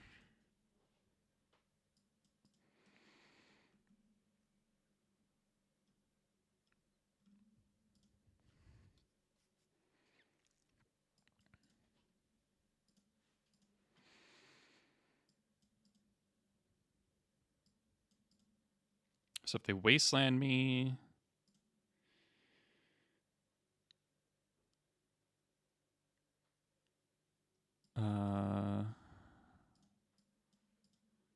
okay, maze. Opponent recognizing their position. Vandal, oh man. I only have caverns as my green sources left, unfortunately.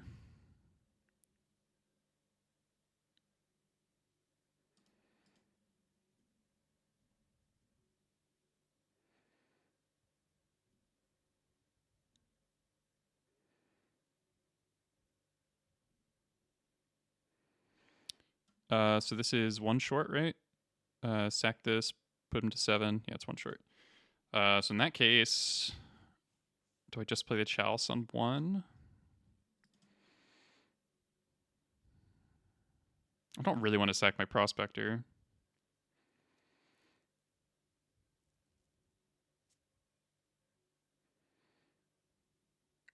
Then again, if I sack Prospector right now,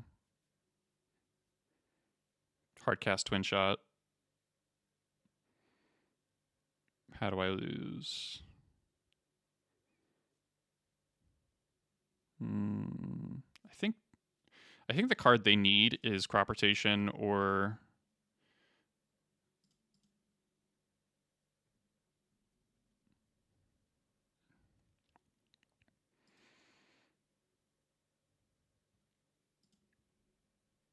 like Loam just isn't enough right now. They could wasteland me again. But now I'm in a position where if I draw a land, any land, I can kill them.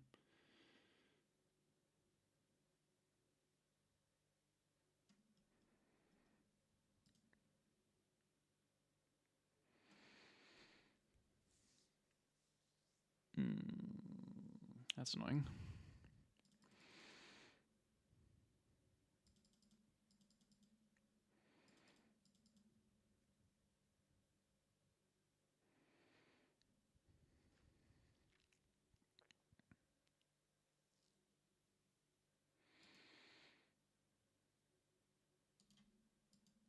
So if I sack Prospector to pay for Bomba,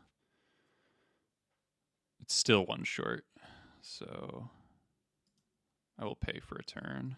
Hopefully I can draw lands.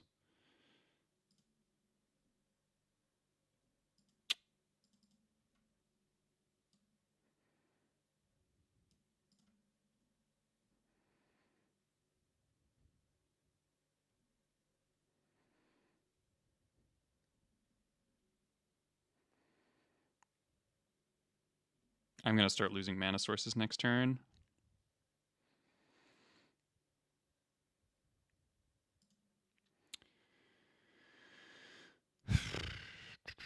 Natural Tabernacle's rough for me.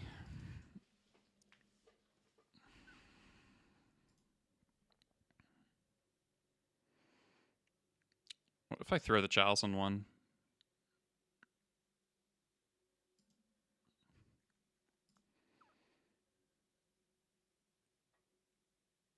Put him to 6.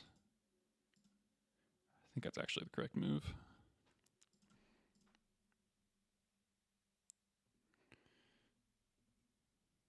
We're like so close.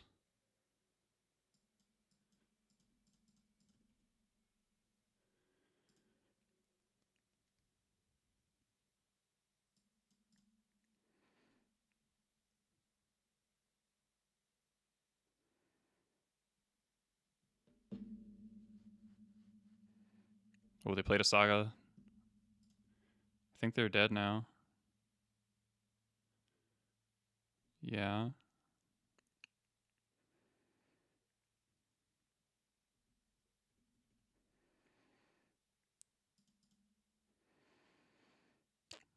Yeah.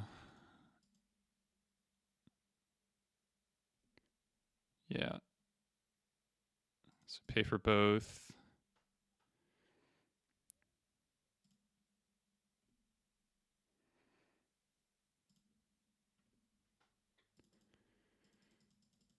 Not helpful, ringleader.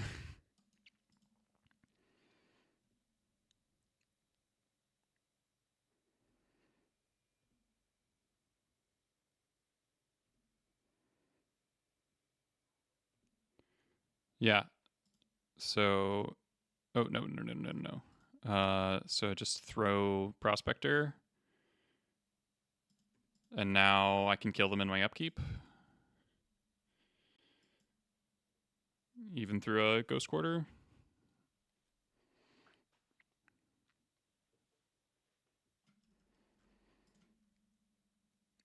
Oh no. Oh no, I think I lose to that.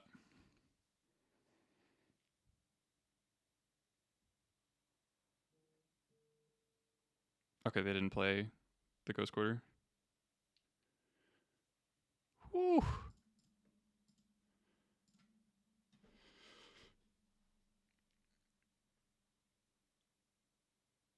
Let's go.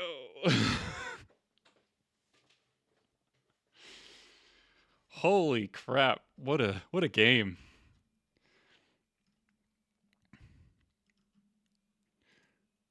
What a game.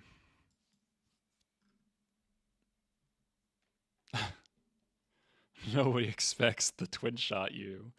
That was really close.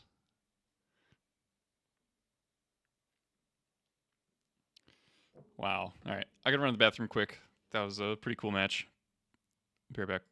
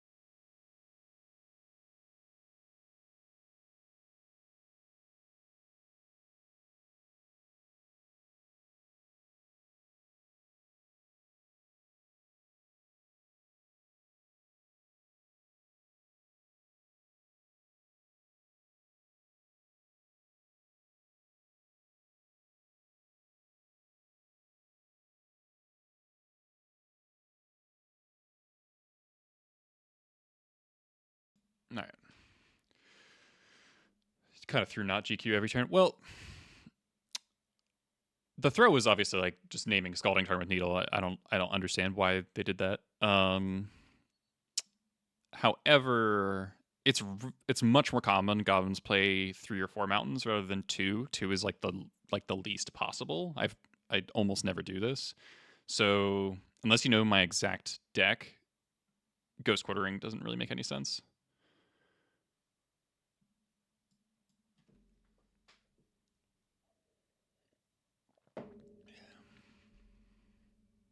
If they needled correctly,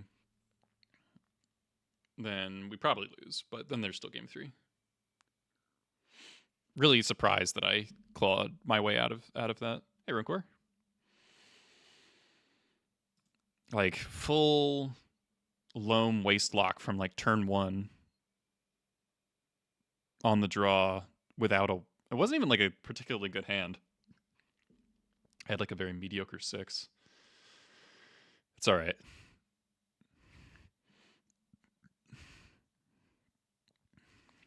All right, that's a no-lander.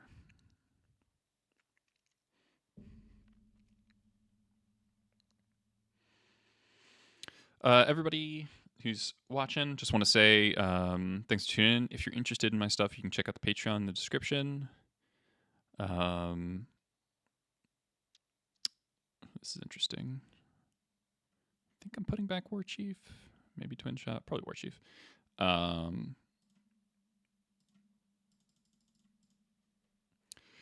There's not as much on it right now because, well, obviously there's a lot on it, but there's I'm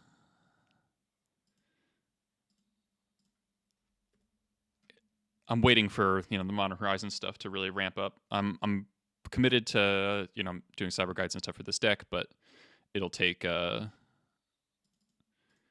time to settle the list once Boggart comes out, Modern Horizons comes out. We see all the meta changes and all that. Prismatic ending.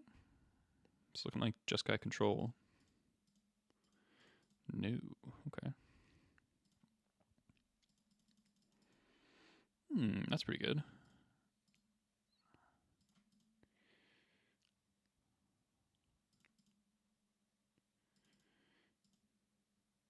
Do I even play the Skirk here? It's my red source. Just freed the Chains of Goblin Lackey? Yeah. I don't think I actually play this Prospector. I really wouldn't want it to eat a Source of Plowshares.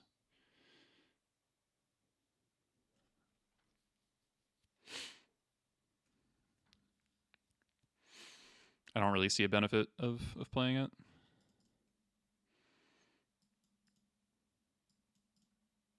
Because I've got 2 vials sticking up, so like it's like an absolute certainty I'll get to vial it in next turn. So at most I'm costing myself 1 damage. And it also tells my opponent that I have a Lackey in hand. So I think those 2 things are enough.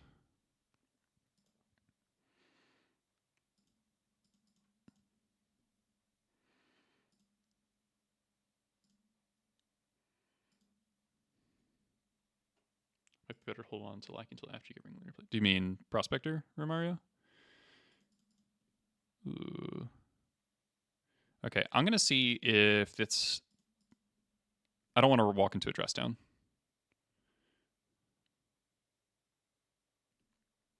Why would I want to hold... I'm really surprised that this happened, by the way. I'm, like, shocked. Well...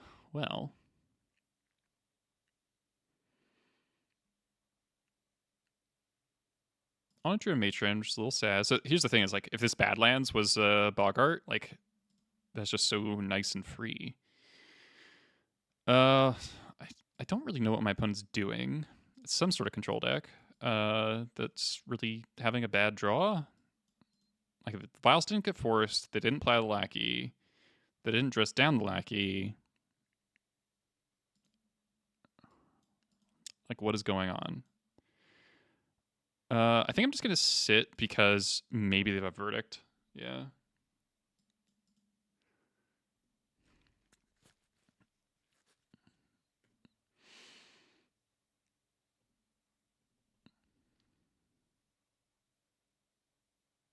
And I can just go... I can actually just Muxus next turn if they verdict here. Which seems fairly good.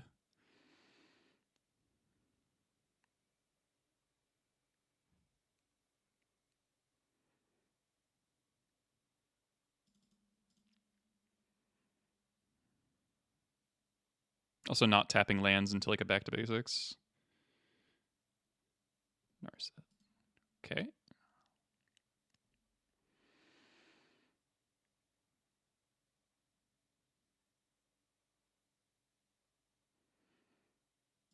Fine Force Negation. Prismatic Ending, Lackey. Sure.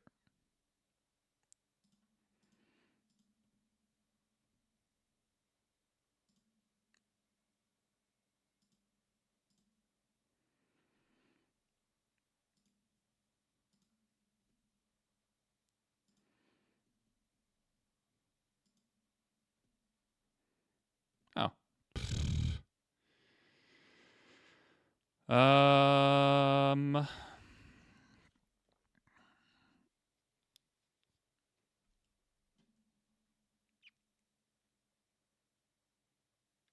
would like to keep my stuff. So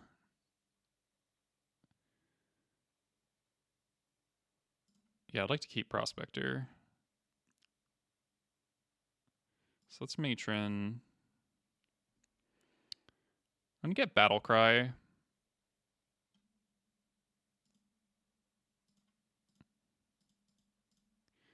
Because if this Muxus hits like almost anything, it'll be a hasty Muxus.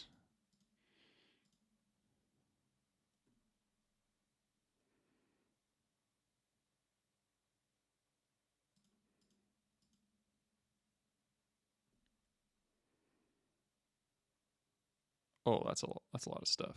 Okay, they're dead.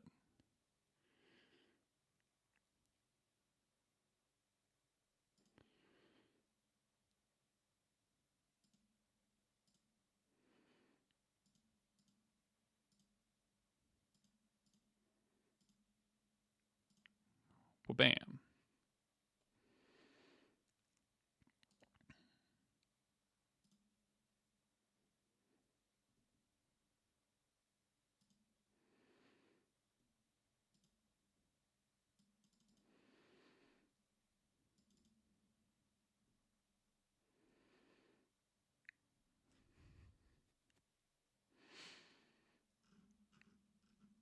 All right, who needs them? Who needs Namesticker Goblin?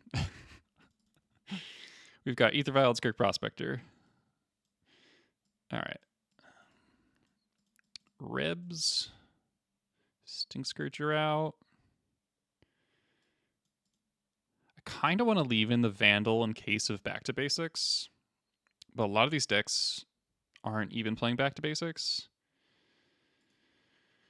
But I do need a cut, and all my other cards seem very good. So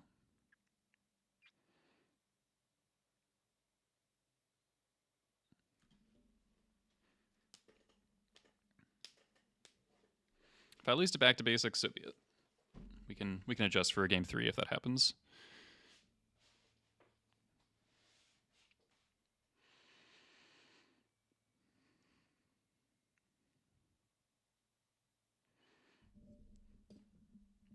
Everything good on audio end, just still checking. I've been fiddling with my mic settings, but I think it's pretty good.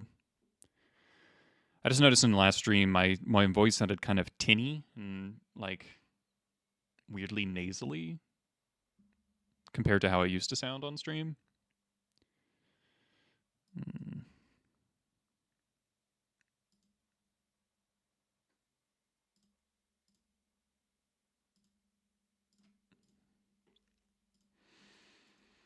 Not my favorite hand, but it's got a lot of the key cards. We can scry end of turn into port.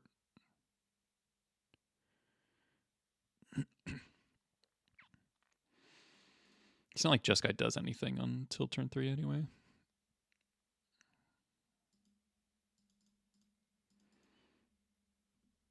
Like this is just stress down mana.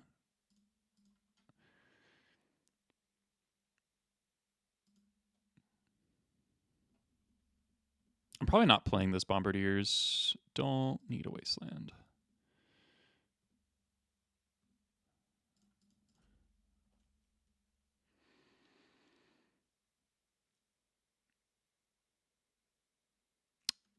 That's annoying.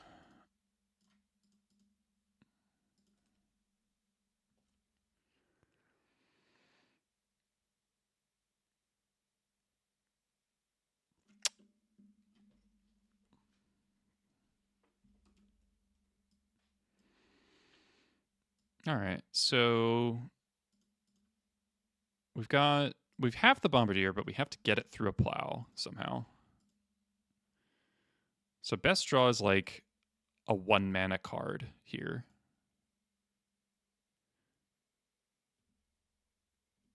Expert is not it. Okay.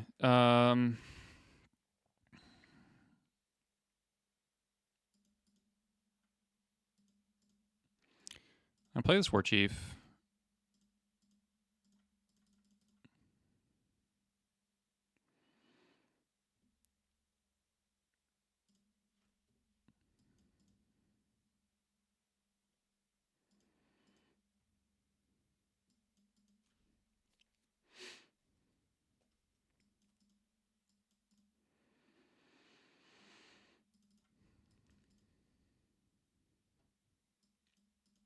I need to somehow get more stuff in play and then also Bombardiers through a plow, which is going to be kind of tricky. Okay, ponder, ponder, ponder. This turn might just be like if they have the white up, I might just like attack, put expert in end of turn. Okay, these are the swords. All right, so 1 mana. So Lackey, Violer, Prospector are all weirdly my best cards here. Okay, second Bombardiers is interesting.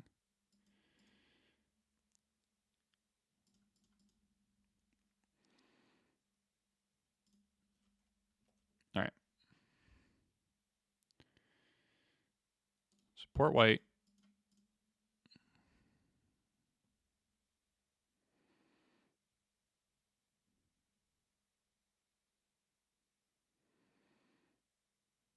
We're going to end of turn expert into Bombardier. Hopefully that works.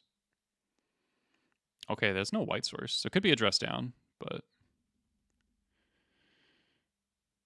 or a Hydroblast. But then we do have a second one. That's flying. Why does that have flying?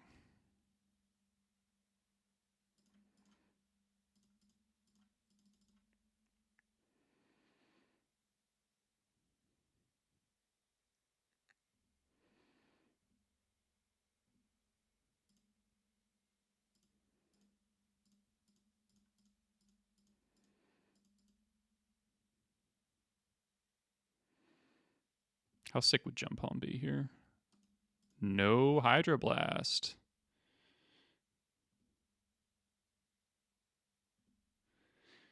I think we just won.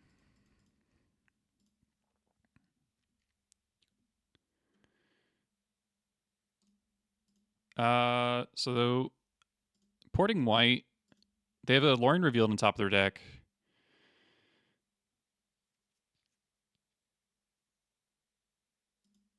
I think that they're 5,000% to have a source of plowshares, so like porting white doesn't do anything.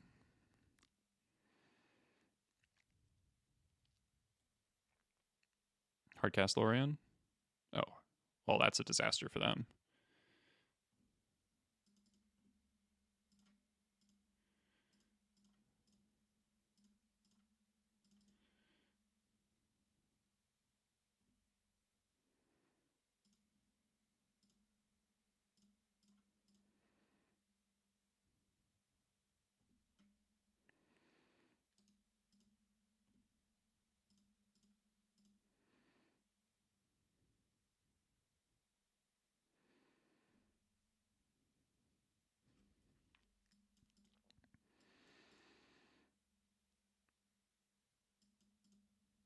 Now they have 2 things they need to kill. They can draw 5, but like... Or draw 3, but that doesn't handle what's going on. Immediately hit it. Okay. But if that's their only white source, then this doesn't matter. That's a lot of basic islands you got there.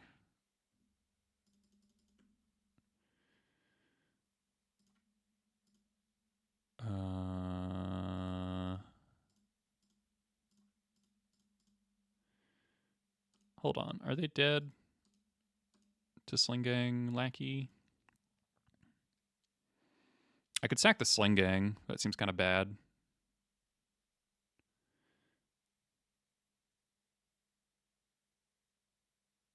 If I attack 4 plus 6, nope. If I place Sling Gang Lackey, attack, they block here, sack that to Sling Gang, they go to 10, and then 9, 8, 7. It's 1 short.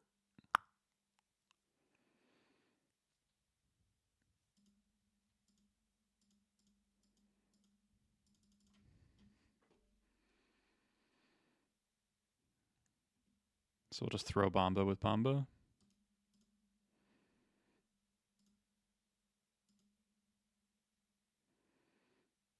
Which is like a little sad, but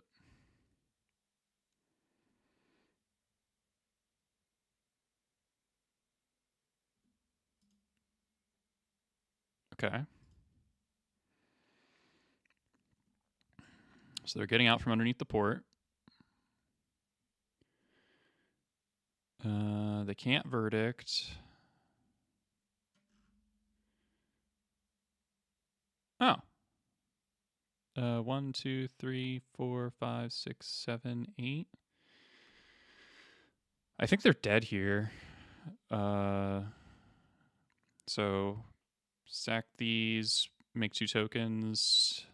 Sack those, make 2 tokens. 1, 2, 3, 4, 5, 6, 7.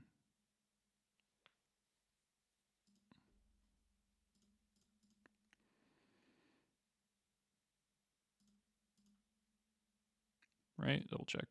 1, 2, 3, 4, 5, 6, 7, 8, 9, 10, and I can activate Pashlik a couple of times. Yeah.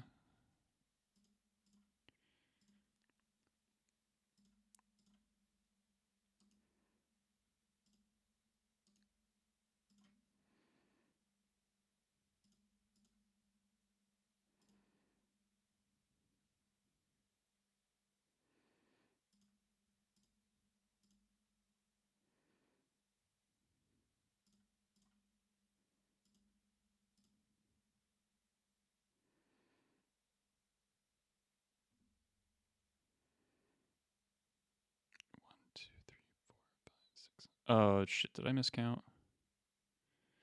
Oh, fuck, I miscounted. Right? No, I have Exacxies.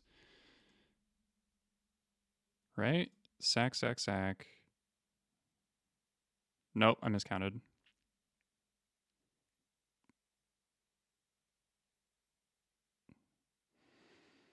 That's fine.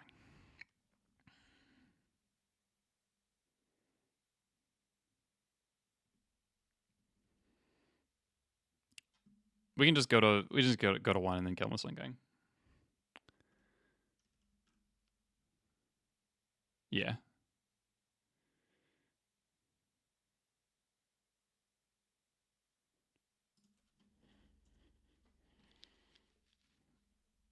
Yeah. All right, so now we do this.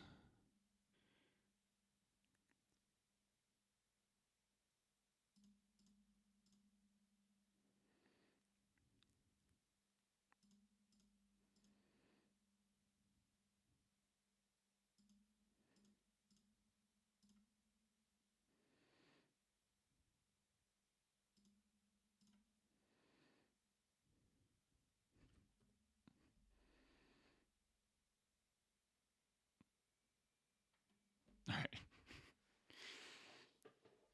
That was pretty cool. I was sad that it was off lethal when I thought I had it, but All right, so we beat the Doorkeeper Thrall. Port kind of saved my bacon on that. Let's even get the 4-1.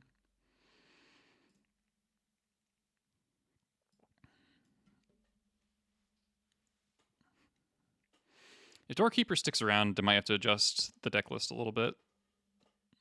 Like maybe Crater Maker sneaks in as like a reasonable card, like just like a bear that sometimes shows up and kills the stupid thing.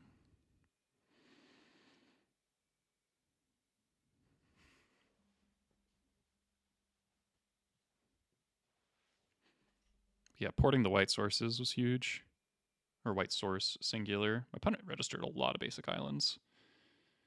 So that's not going to work against the decks with more diverse mana bases, but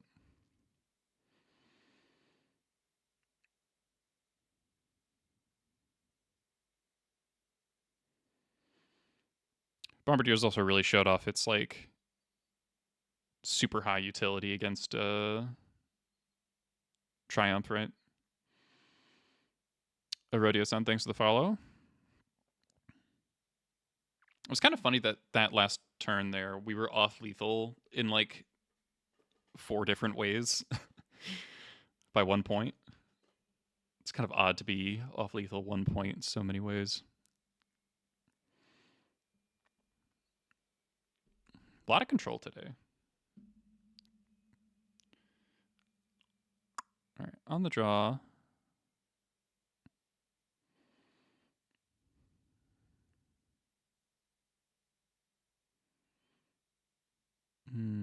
Very Muxus heavy hand.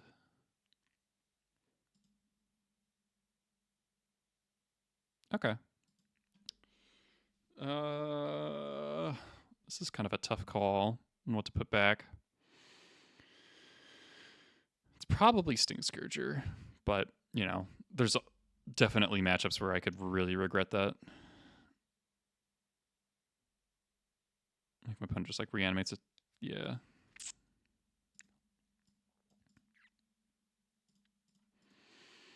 All right, looks like Scaminator.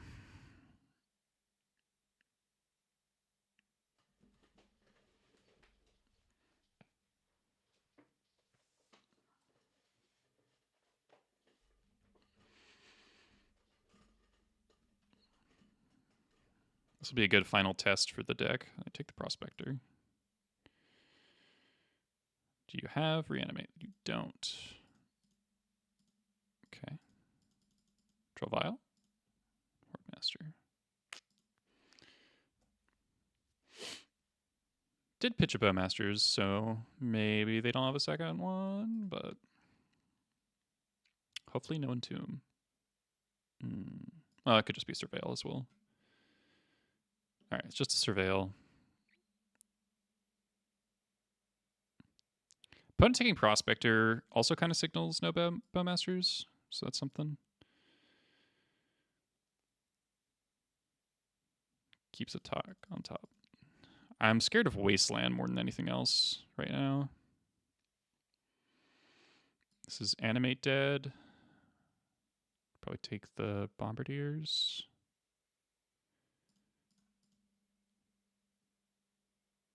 Yeah, okay. This is fine, honestly. 2/2 Grief is not that big a deal.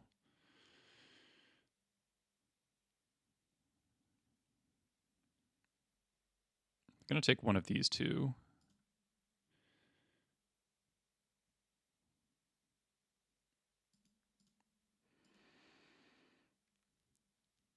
If they let me cast War Marshal, I'll probably double block the Grief. It's like kind of free.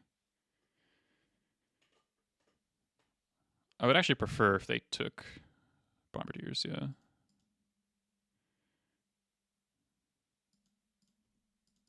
Land. All right. Really need to dodge a Wasteland here, but they probably have it.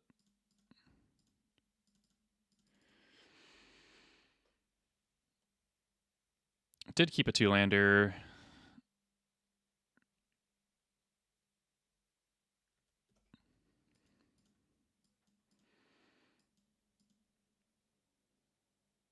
they reanimate Bombardiers, then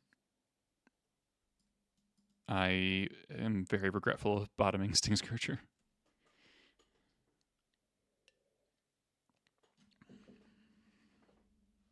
Ponder, okay. They're probably digging for... I mean, it's just... Wasteland is like just such a big deal here. So it didn't shuffle. There's Wasteland. Yeah. Didn't attack. Yeah, makes sense. All right, second cavern. Let's go. We deserve a good draw. All right, at least it's a land. This is going to get dazed, which kind of sucks because they can resurveil, but my hand's 3 drops, so...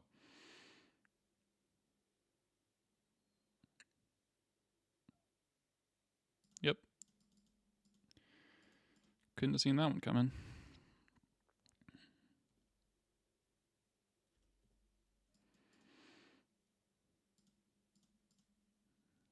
This opponent's 4 cards, 1's a land. Don't hate our position. They haven't been able to really come after my life total. Grief attacks. What does that mean?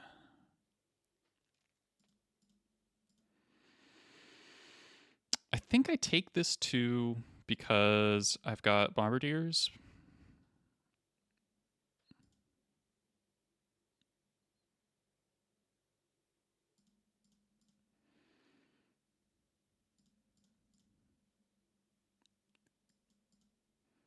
Mm-hmm.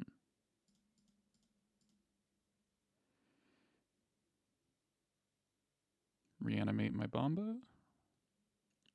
Or animate dead it. It'd be kind of weird to do that post-combat. Okay. Alright, really need a land. Fuck.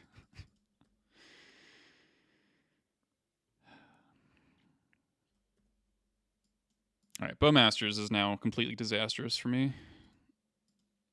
Wasteland was so good.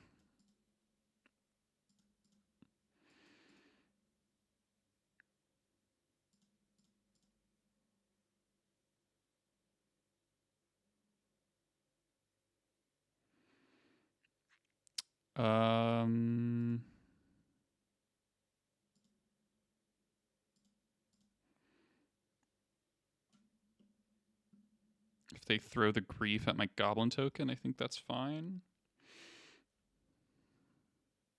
It saves me all my life. And I really need to buy time here.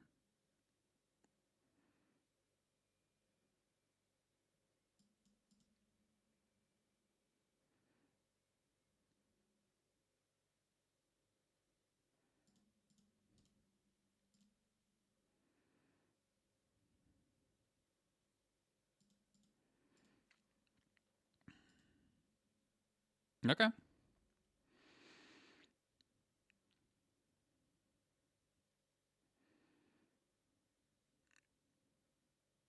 They have another reanimate.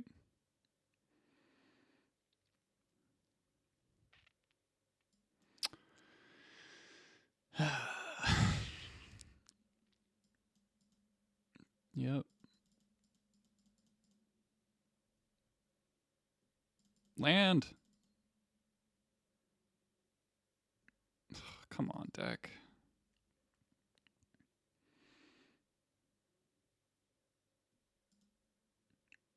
Starting to feel a little bit unreasonable. Really unfortunate we can't flash in and block here. I guess the block last turn was maybe bad because of that. Just let this go. Draw a land.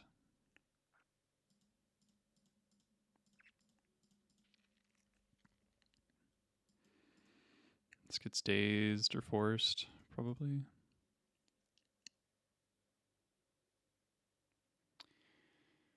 Oh, this sucks. This sucks. Just cannot draw a land to save my life. Oh, and they have Bowmasters. Alright, I'm dead. They can just lock me out. Yeah, kept a 2-lander and Oh, son of a bitch. That's kind of tilting. All right, whatever. All right. So Lackey is very bad in this matchup.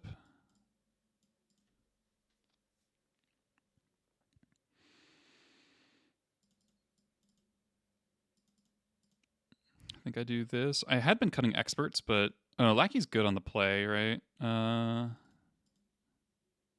let's do this.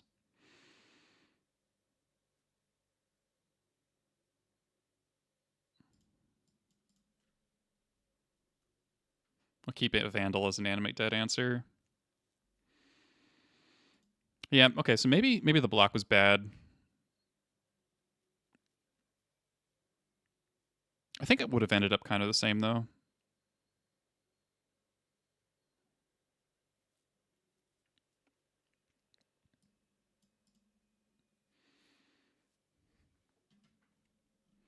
Because even if I expert the Bombardiers... How did I get my name? I'm not sure I understand. Mythic Common thinks to the follow. My moto... If you're talking about my moto handle, it's just my old D&D character. Goblin. It was the name that I chose on the source.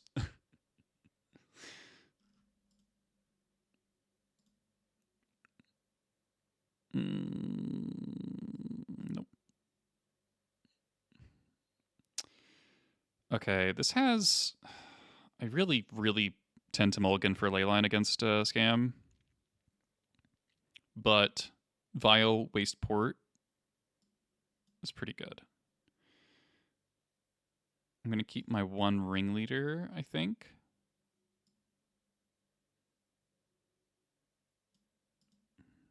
Keep War Chief.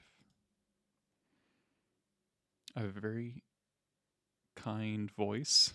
Thanks for saying that. That's a very nice thing to say.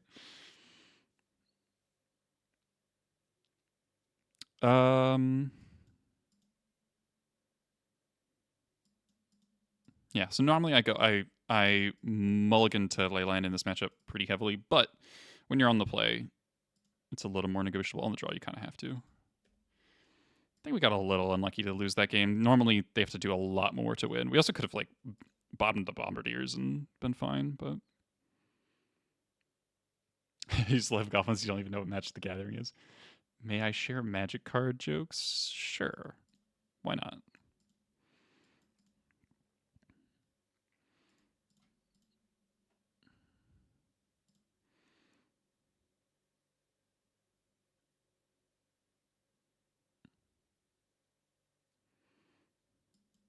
Which is funnier, forest or a mountain? I don't know.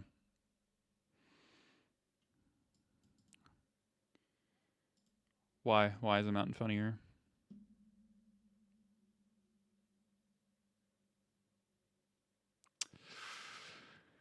Oh, jeez. That is...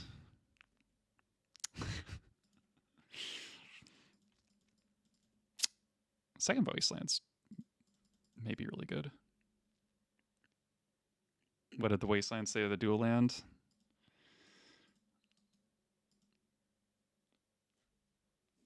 Bayou.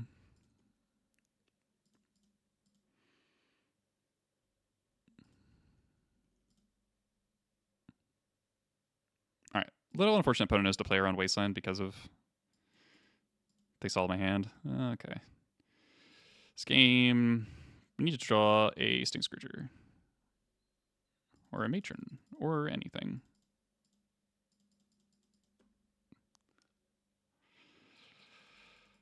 Tilt.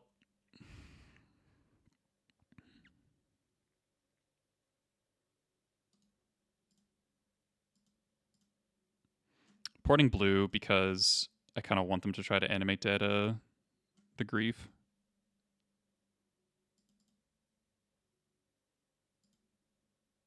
Don't just also have reanimate. Come on. All right, well, they're at 9.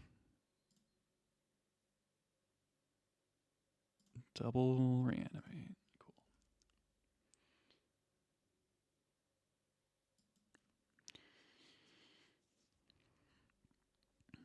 All right, if we draw a Matron, we're like really in this game. Bombardier's also quite good.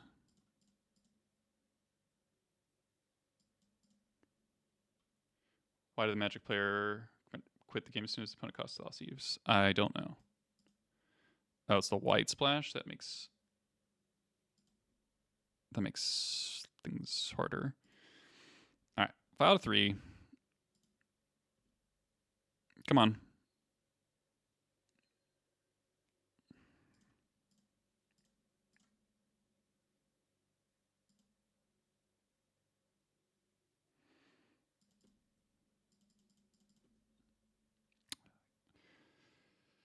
Absolute ley line moment, yeah. They have a cycler. Jesus Christ. Well, this is sort of the unfortunate problem of I didn't mulligan to ley line, and this is what happens.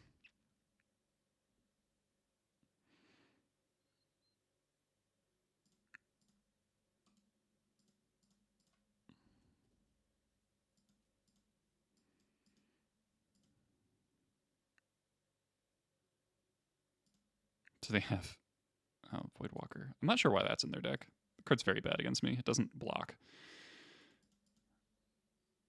Okay.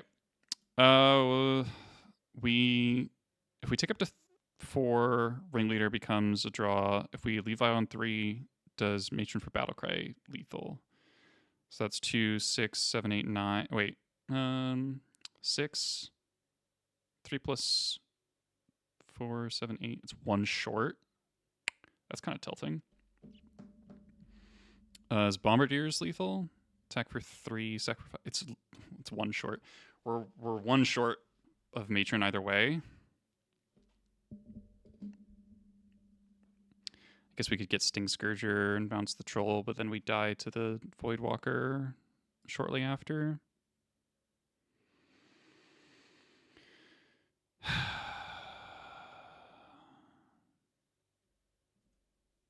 That's really frustrating.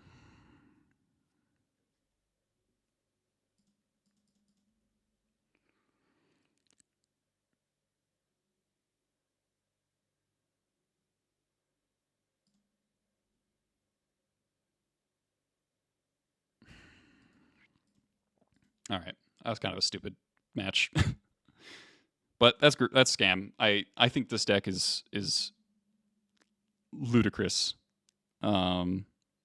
Should not exist at all.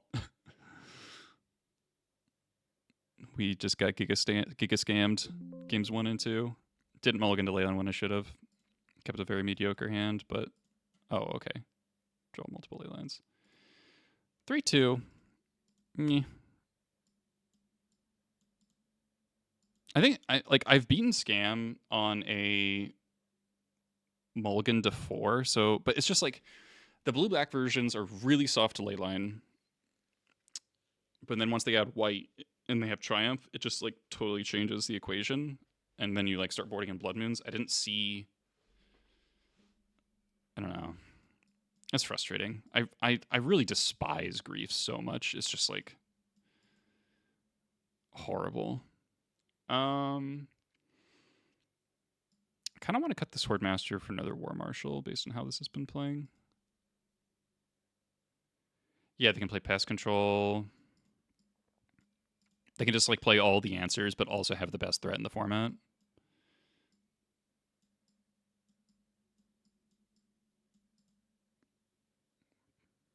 Pretty fucking lame. I don't know. I'm pretty unsatisfied with that. I'll play one more match. Feel that's a very kind of shitty way to end. Game 1 is just like this. The wasteland on the cavern was the entire game, which always feels bad.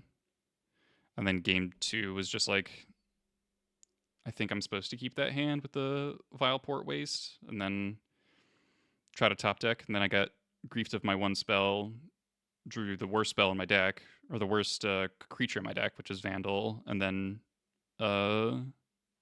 Leyline.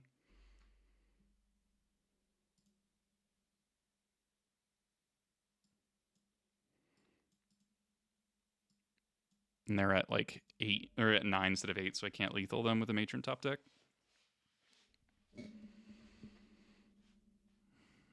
But based on how these games have been playing, War Marshal's been really good, actually.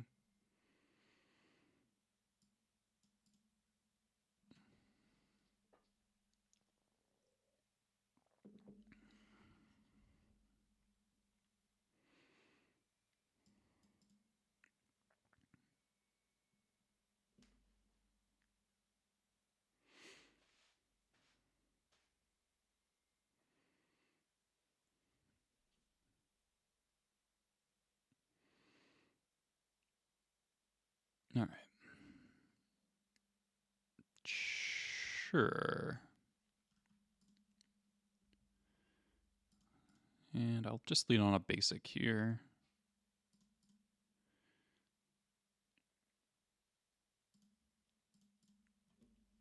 There's an idea to leave it for the Scry, but I'm probably going to play Battlecry on turn 2 anyway, so... Well, maybe I won't. Maybe that's wrong. Maybe I'm supposed to go Badlands into Vial. Have the option. It's just really bad against Force plus Waste, but... Most things are bad against Force plus Waste. Okay, opponent shuffles. This could be Reanimator again.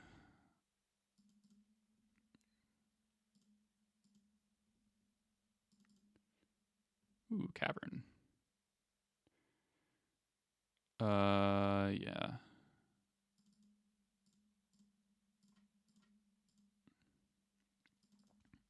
One weakness of Scam is game 1, they have very few answers to like resolved cards. Their whole plan is just rip everything out of your hand, and so you never get to cast anything in the days of leftovers. But like this is fine now because I have the Vial.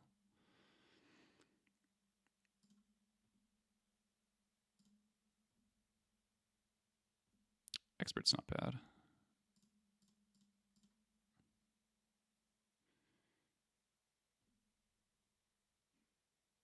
I could have put an Expert there for another 2 damage. Yeah, I think I should have done that. Well, if they reanimate Grief here, I'll be happy with having the Expert. But no, then I'll lose the... Yeah, I missed 2 damage. That was bad. Because we're just going to put it in end of turn anyway.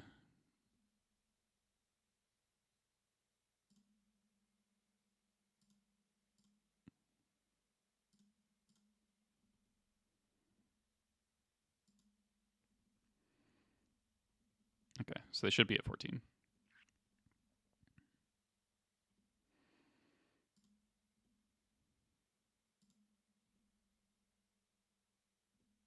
That's pretty sick.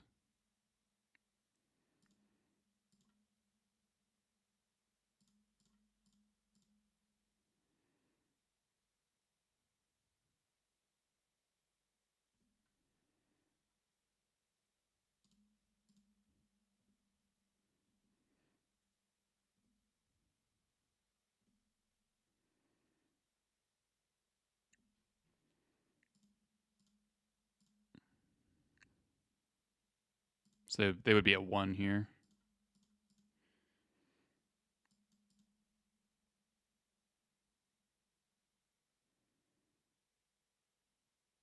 Yeah, it's not really possible for them to recover from there, because even if they Archon, they would still die. All right, getting game 1 is pretty nice. We're going to mulligan to Leyline this time. And then I'm going to adjust a little bit. I think the Vandal's not worth it. And just once you Leyline them, Experts become good. They're not good normally, but they become good. And then they're also a little bit of a hedge against sideboard creatures like Voidwalker, and Triumph is harder to Expert, but it's possible. Oh, I should cut Twin Shot. Yeah. Let's have Lackey as a cheap card.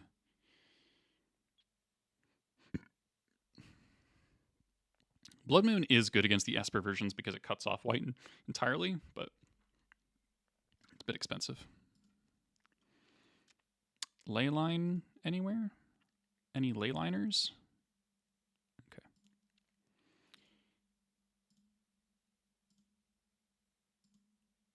All right, so run 4.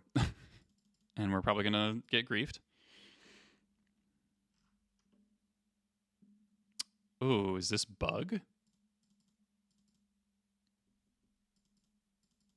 That would kind of suck for me.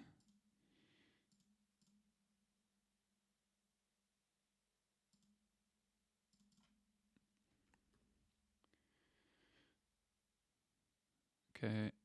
Force-Speed Brainstorm. Not that Leyline is bad against bug, but I really don't want a lot of these cards. I don't want experts in my deck against bug. And I would have liked to have Blood Moons.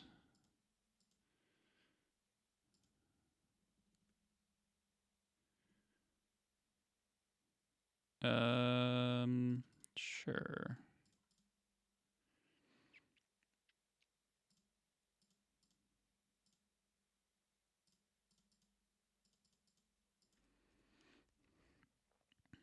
Not sure that Wasteland really does anything, but stops Beanstalk if I'm very, very lucky. All right, I guess it's just Bug Beanstalk, and I totally misread the situation. All right, that's fine.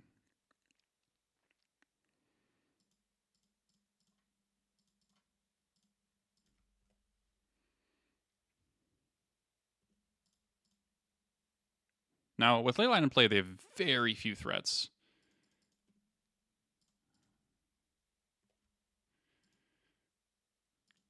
So that's kind of nice for me. But I am down a lot of cards. Oh, that's awkward. I guess I'm not allowed to scry.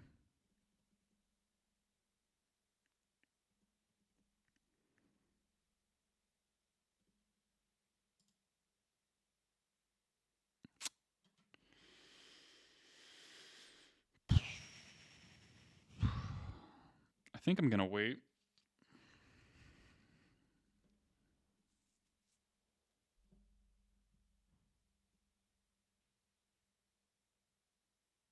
I'd really like to at least beat a Daze.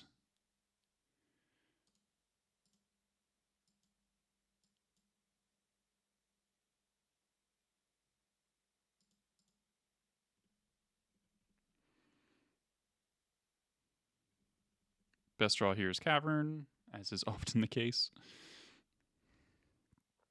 War Marshal would actually be quite good. I'm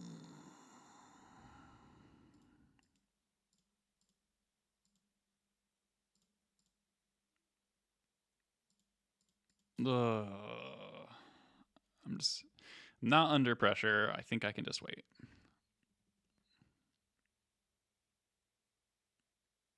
Okay, I am under pressure.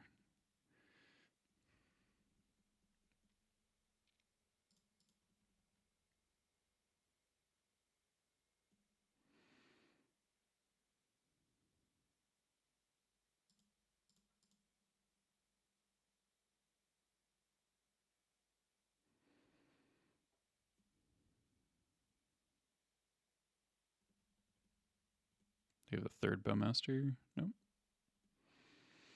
All right, Mog War Marshal. All right. I think we're pretty dead here now. Because I have 2 mountains in my deck. If I had 3 mountains, we would have something, but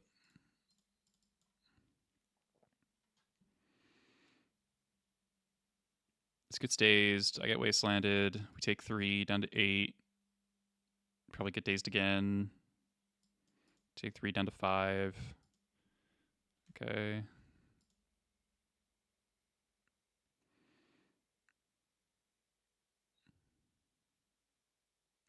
They do have a third Bowmaster. Okay.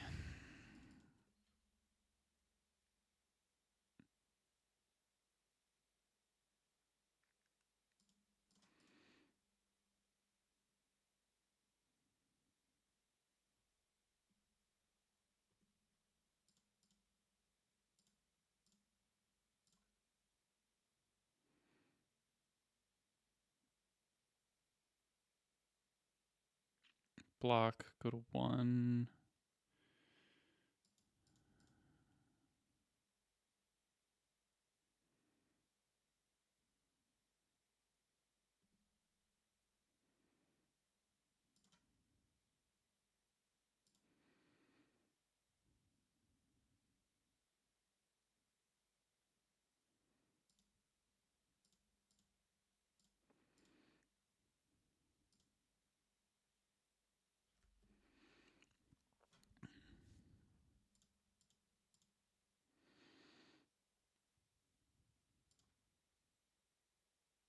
Do you have the 4th Bowmaster?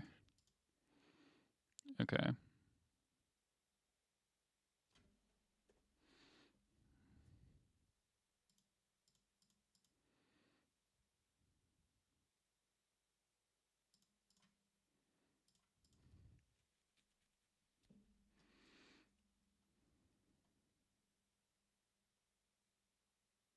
Think I have no outs here.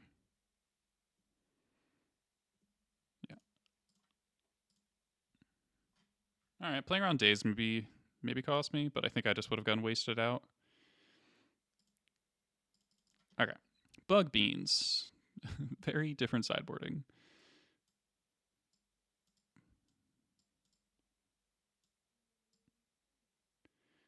I do like 1 Vandal.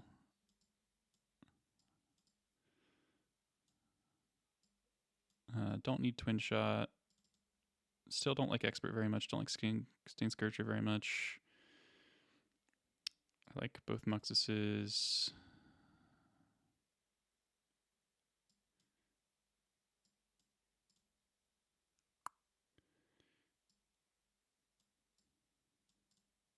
Yeah, I just don't think removal is very relevant in this matchup.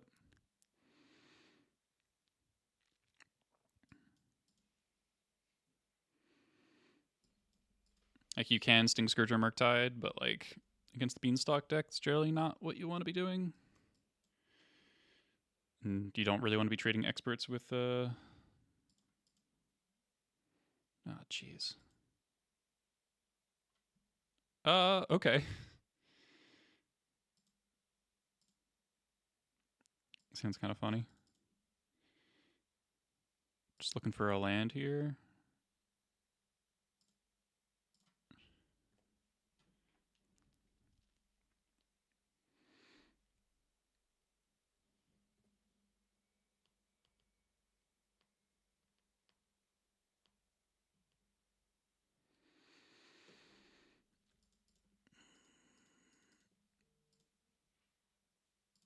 Ancient Tomb number 2 is really bad. I think I just jammed this Split Moon.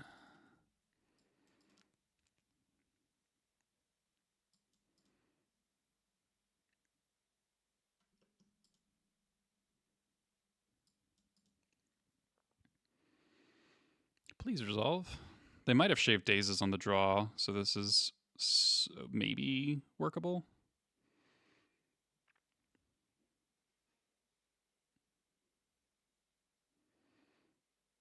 Come on. Let's go. So they can't find Hydroblast, but honestly giving me a single turn of oh,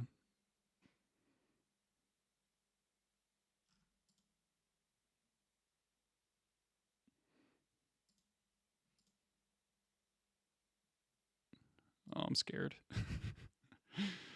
Oh, I'm scared.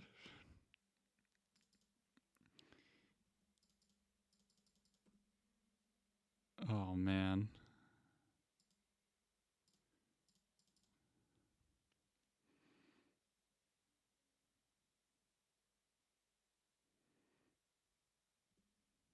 Okay, that's a pretty good sign for me.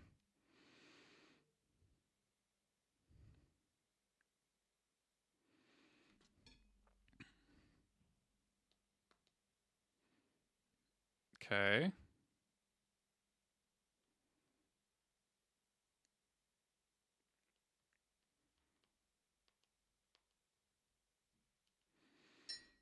War Chief's in there.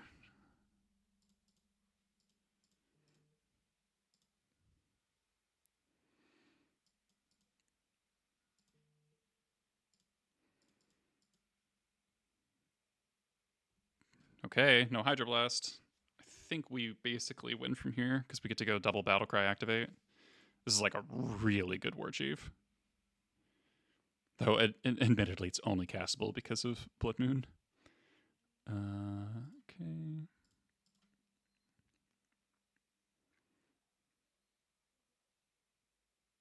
They probably force this.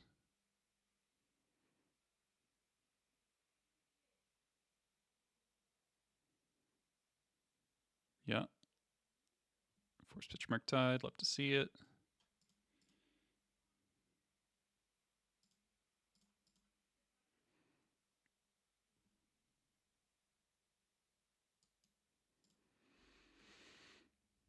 And at this point, I think they're a little too far behind.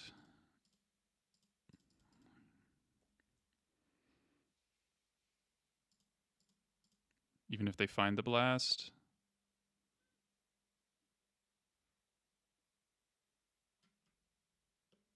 Okay.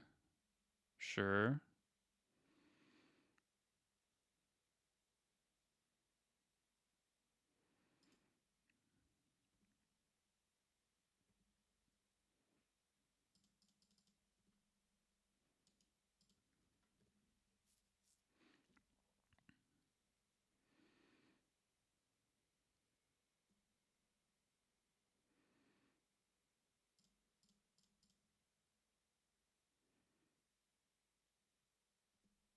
Okay.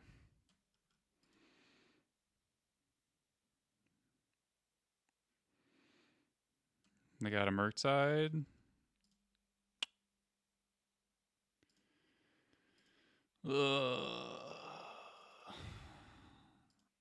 And 2 Wastelands. That was a very good collection of cards, opponent. All right, I'm kind of happy with that.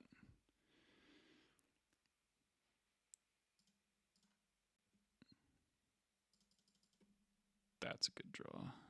I'll play around Double Days.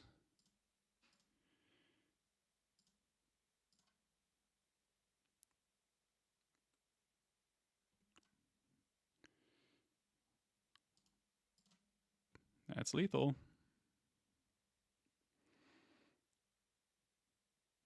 No can do, Buckaroo. Menace. Menace. Illegal blocking. All right. Was a sweat for a second there. War Chief was really good. That spot. Let us, like, the Battle Cry ate the Force, and then the second one came in for 1 mana, activated. It's kind of nice. All right, jamming the Blood Moon on turn 2 worked out. All right, so 4-2 today. Little sad I lost to Scam, but I think we got a little unlucky game 1. I maybe kept a bad hand game 2. Lost a very close game to Stryfo. Also, was there was a lot of interesting calls, and I think it's just like, you know, sometimes you don't make the best play, but that's all right. I'm gonna call it there. Thank you all for watching. It's been a good comeback stream, I think, for Vial. Cool range of matches. We will see how things change when Boggart Trawler gets out here. Who do we raid?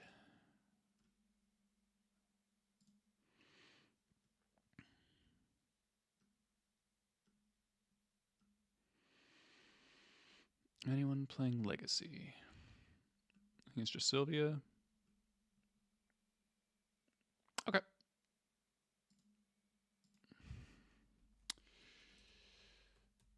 Thanks you for watching, everyone. See you next time.